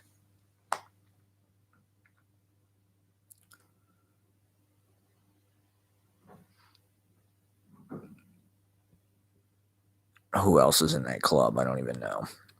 It sure as fuck ain't Louise Glick. It's not that I have anything against Louise Glick, but she definitely, come on, Nobel Prize, seriously? No. Very bad choice. Like, not that I guess, okay, I don't want to say it was a very bad choice, but I feel like if that's what they were going to do, there's a lot better choices they could have made. If they were going to pick an American woman of that age, there are definitely better choices. They should have given it to Bernadette Mayer. No doubt about it. Like, people haven't realized it yet. People haven't, that literature is just only now sort of getting out. But it's the most modern tradition, I'd say. Those people were smart. There's a whole counter, the objectivists, Zhukovsky, the language people, Reznikov. It all comes from William Carlos Williams, which comes from Whitman and Emily Dickinson, and it all comes from the same shit. Rimbaud, John Clare, Christopher Smart.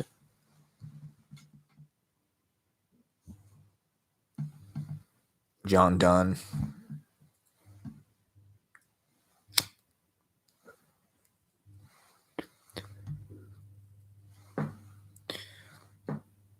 Ted Berrigan. To me, Ted Berrigan is where everybody should start. But nobody does.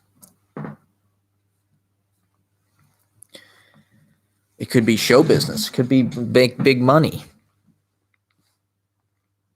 So, I don't know. Within these things, to some degree, maybe with New York School more so, there's some element, like Ashbery, right? He said something about, if he looked at a page really fast and misread it, he'd go through the page looking for things that he could change just to fuck it up. And you feel that in his second book, The Tennis Court Oath, which has, I think, that poem, Europe. I don't know. It's just got a lot of cut up technique and just really hard. It's avant-garde. It's very hard, non sequitur turns, and it's all jammed together, and it's amazing. It's my favorite, I'd say. Most of the poets that I like sort of are coming out of that book in a certain way. Clark Coolidge, Francois Villon follows the thin line. The language, I like that stuff. I like Bruce Andrews. I like Charles Bernstein. Ted Greenwald, I think everybody should look at. And I honestly, some of the best books I've read in this last year are these Ron Silliman books. I hate to say it,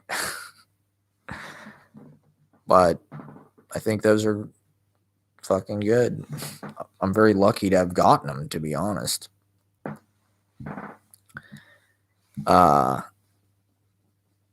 So I don't know, like, it's also sort of a clown thing, the idea of being sort of comedically graceful through your mishap or funky, I think you become a clown because, you have some kind of weird way of doing things. You have, other people start laughing at you, or you can't help but call attention to yourself because you just see it a different way. So you might move funny or talk funny, or you do things in a funny way, and people go, "Oh, look at what Chip is doing." And so you cultivate that, or I don't know. It's just a way of playing with life, and it's magic. It's a way of making life magic. I think Letterman does that. I think Bill Murray does that by going out into the street and interacting with the audience, bringing the outside into the studio, talking to the intern, talking to Biff or his mom, bringing his mom on the show. I also think Worldwide Pants is kind of a Mayakovsky thing. The cloud in pants. Worldwide pants. There's just something funny about the word pants that Letterman and Mayakovsky both, but also it's kind of comforting. Pants. Worldwide pants. It's kind of a comforting.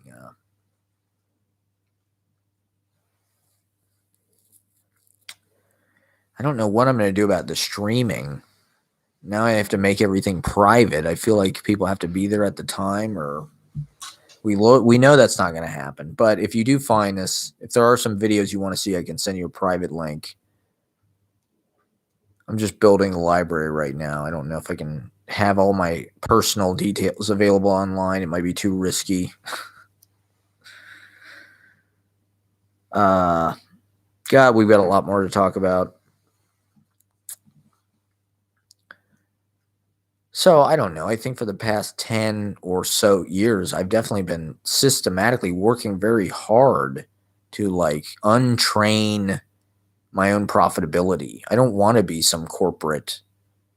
I don't want to bolster the death of the planet in any way, shape, or form. That's what's so perverse about this fucking game simulation that we're in.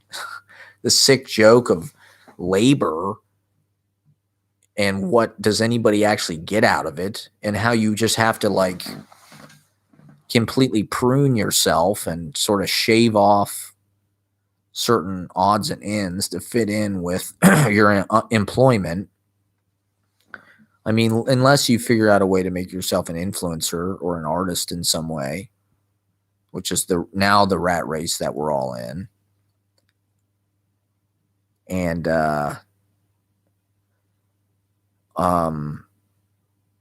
for me, being incorrect, mistakes are perfect. I mean, it's inevitable you're going to have mistakes. What is it in jazz? If you make a mistake, just repeat it 3 times. How do you utilize the mistake? How do you save it? You know, there's no mistakes. Mistakes are perfect. So, I don't know. Having this, like I was saying,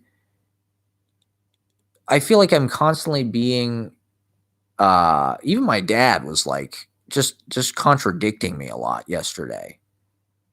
And it's like, am I saying just outrageous things and I don't even realize it? And I don't even know what to say to anybody. Nothing I say seems to be satisfactory to anybody out here, which I'm just getting tired of. And I'm wondering if it's going to be some kind of culture shock. You know, literally about the only person I've had a face-to-face conversation with for most of the last year is my mom. And all she does is contradict me and doubt me and correct me. So that's what this really is about. This feeling of being incorrect. What does it mean? Why do I do this? Why? Because, okay, for instance, I was always an achiever, at least when it came to things that you'd expect being correct would be important. For instance, in middle school, I was in the geography bee all 4 years. I was one of only 2 kids in my grade to do that. And I was in the finals my 8th grade year. It was me and Eric Oberla. And I just was clowning around too much. It was too much of a performance to me. That's what the geography, because in 6th grade, when I was in the geography, they asked me a question and I was like thinking about it. And my fucking, the next day I come into school and my picture of me is the whole front page of the newspaper. My picture was on the front page of the newspaper a few times when I was in school. Once in high school when I was playing golf, there's a picture of me styling and profiling in my Nike sneakers after I hit a drive, probably a wayward drive, a big incorrect double bogey drive. You know, we're Caddyshack, we're ramshackle, we're run down, we're the bad news bears, we're underdogs. We sympathize. That's our religion. That's Catholicism. You know, that's Christianity, is like you have to accept being a piece of shit and suffering and pain. And if you're lucky to win, you should thank God. You don't want to sympathize with people that just win all the time. Um,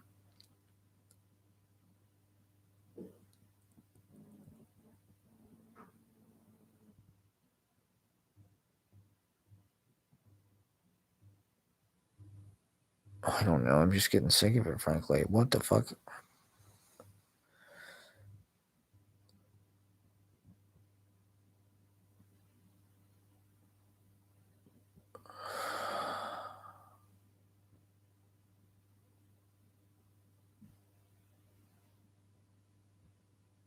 Harvey Picard, Cleveland.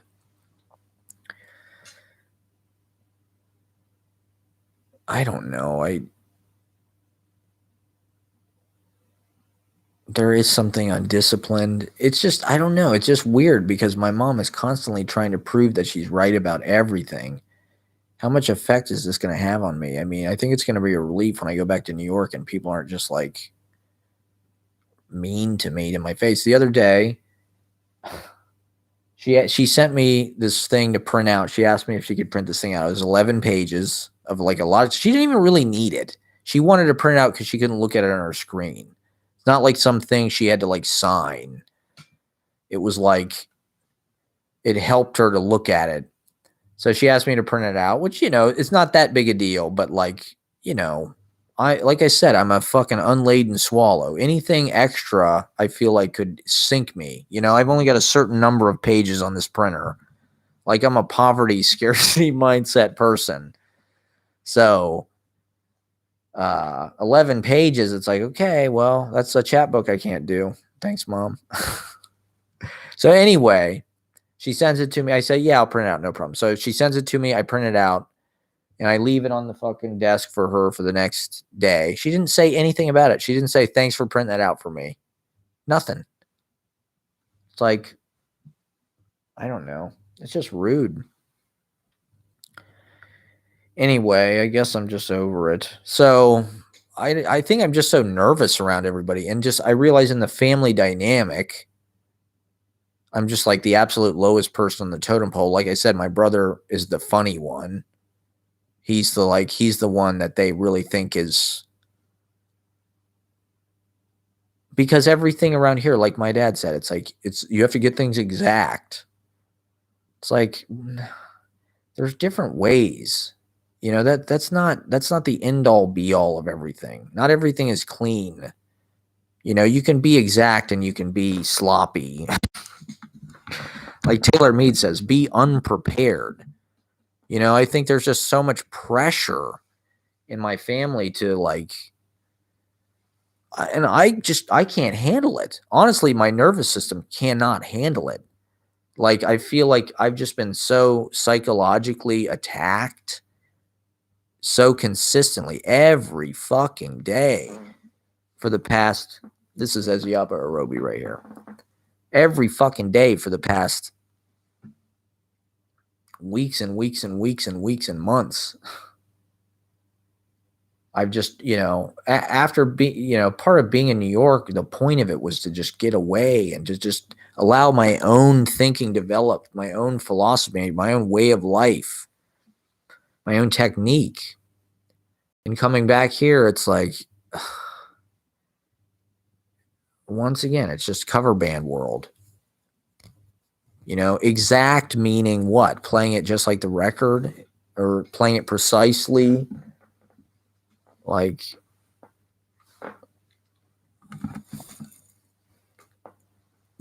playing it clean.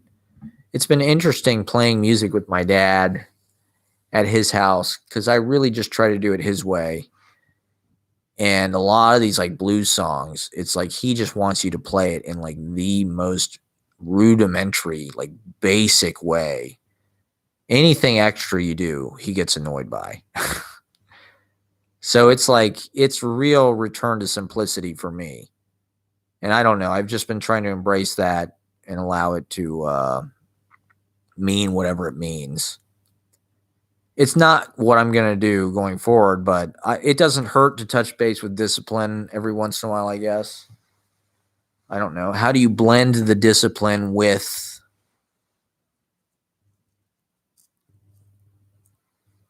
the looseness, the sloppiness, the texture of that? Because to me, that's punk rock. That's anti-corporate.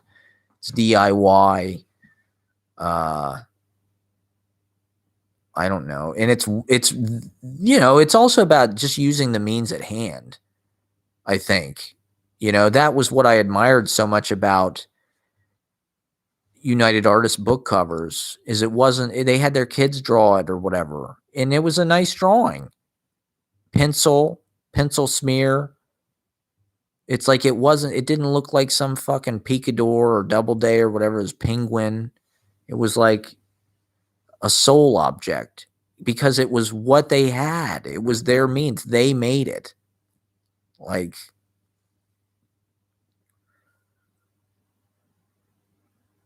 it wasn't some corporate thing. It wasn't some Photoshop thing.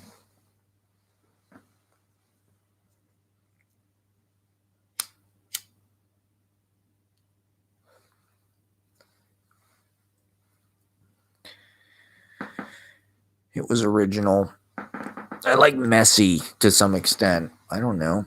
Look at Taylor Mead's apartment, for Christ's sakes. Look at life. It's a mess.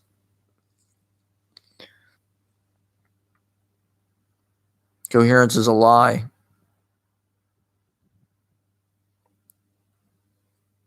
It's all a jumble, It's all just a bunch of shit crammed. Well, especially if you're poor. If you're a Salvation Army person, or you find your furniture on the street, or your clothes are hand-me-downs from your direct peers, as I am, or even your younger siblings, they're hand-me-ups.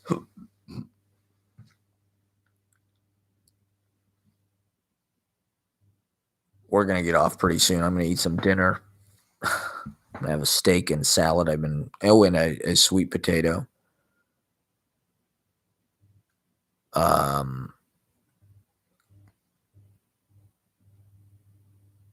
Should move to all synthetic beef. I'm down with that.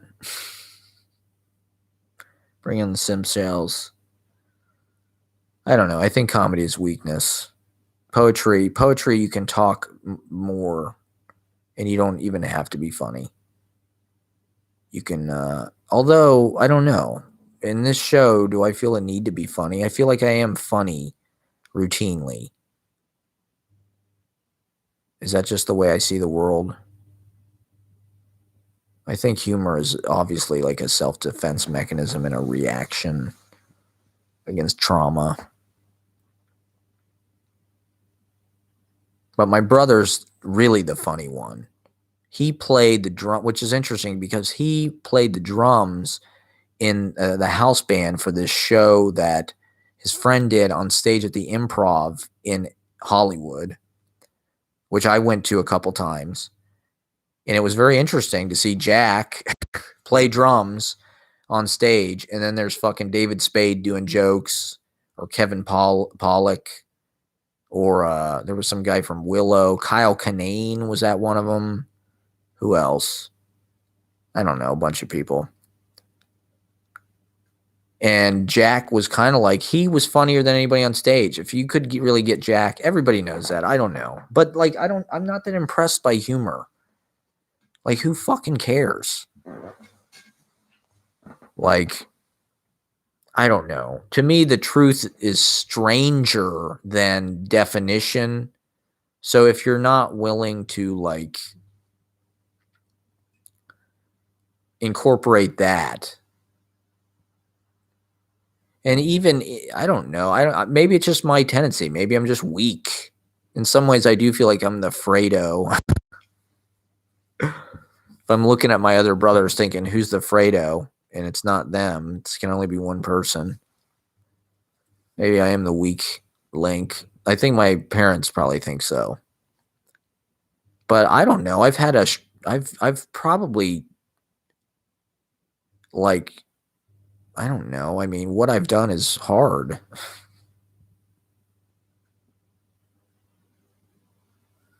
And I don't know. My ideas have only been vindicated by what I've discovered in the big city on the East Coast and on the West Coast too. I mean, Hollywood sucks. Hollywood is the devil's cauldron. New York is where it's at. It's where the serious shit happens. Because you're there you're there to be there in this sacred place, you know, and to make aught for aught's sake. Not to make money, not so you can have some house or some car or success.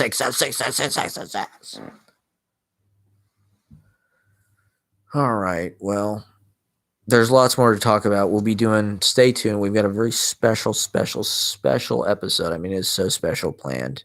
Maybe I should just eat dinner. Should I cook and eat dinner on the show? I mean, nah, I don't want to fuck with the microphone. We're doing the Frankly Fabulous Karaoke Blowout Extravaganza here tonight. It's going to be so fucking dope. I can't believe I haven't done karaoke yet. But, you know, the one thing I am disappointed by is I have not done that many music shows. And I do think it's important to walk away from music every once in a while. And I've been playing with my dad, like I said. The time I play music is when I go to my dad's house and play bass. He plays guitar, I play bass. And we just play the songs he wants to play. Chuck Berry, Wooly Bully, I Like It Like That, Jimmy Reed. My mom really discourages music in the house unless it's being played by Jerry Garcia, which I think is just so sad. I just think that's pathetic, you know? Like, that is the opposite of how I want to live. You know, I don't want to be in a place where I'm feeling all this pressure that I can never make music because my mom thinks that, like, I'm not good enough. You're not some deity like Jerry Garcia. So let's just watch these famous people who have been dead for 20 years play music. Nothing against that, but Jesus Christ, man, like, there's a piano and a guitar. My mom knows more about music than I thought. She knows what the fucking chords are. She was telling me she was taking guitar lessons, like, with Aunt Susie, forget where, in church or something.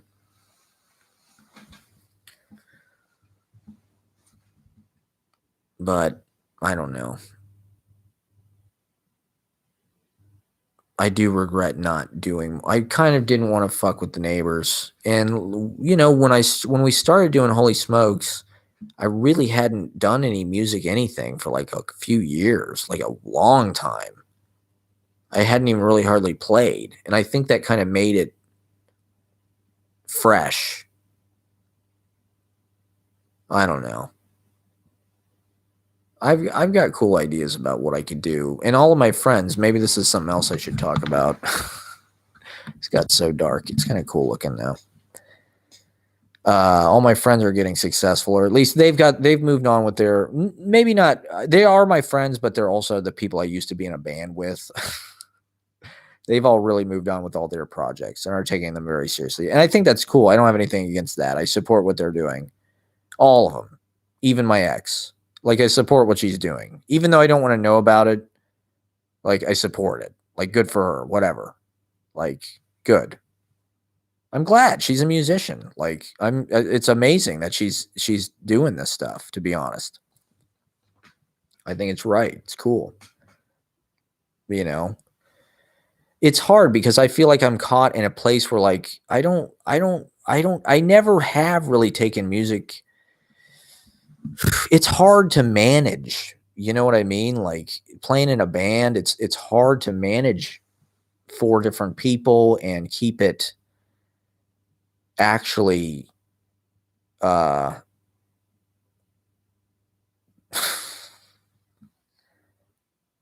like enthusiastic or fresh. With Holy Smokes, we just got.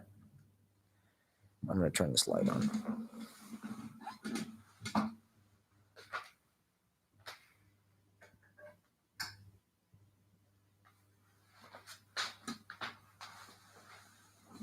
Did we see this already? I feel like this thing is like showing me the same fucking things twice. I don't know. My playlists have been fucking up super bad.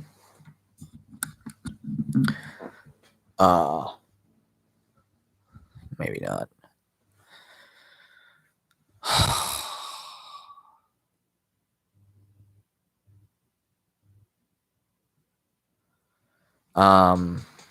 We just got caught in dumb rock and roll cliches, which was not. We should have followed the initial path and been more like a Velvet Underground kind of art band rather than like, let's just be like rip roaring rock and roll.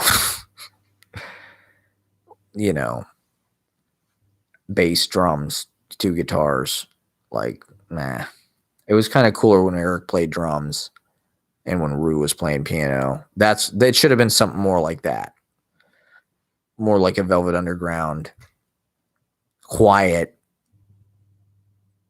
not some super blown. I mean, those clubs, they kind of invite that. I don't know. It doesn't feel like you could go in there with some kind of super lo-fi, like those sound systems and shit. I don't know. They want some like Vans Warped Tour band or something. It seems like.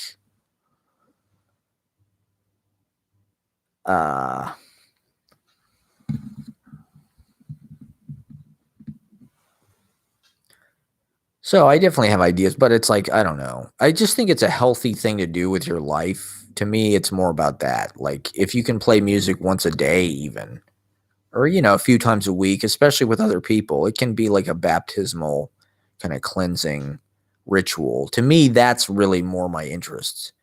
And if I can, if you're smart enough, you can use that time to develop it and run it as a band and an art project within that amount of time.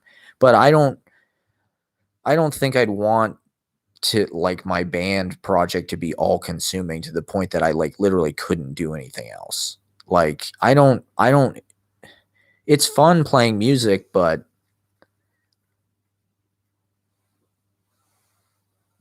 it's just it's just one mode of how I want to like perform, you know? Like you got to be able to make video, TV, you got to be able to write, got to be able to I'd like to make films. That's something we're going to do. I got to get into that later. We're going to do some films when I get back to New York. I've already got some shit lined up. I've already got some shit in my schedule. Some major film projects in Manhattan. I'm gonna make these movies in New York City. So, anyway, thanks for watching. It's frankly fucking fabulous. Copyright 2021. Staying alive. Hope you're staying alive. Doing great. Covered a lot of ground. We'll be back on with the frankly fabulous karaoke extravaganza in a little while.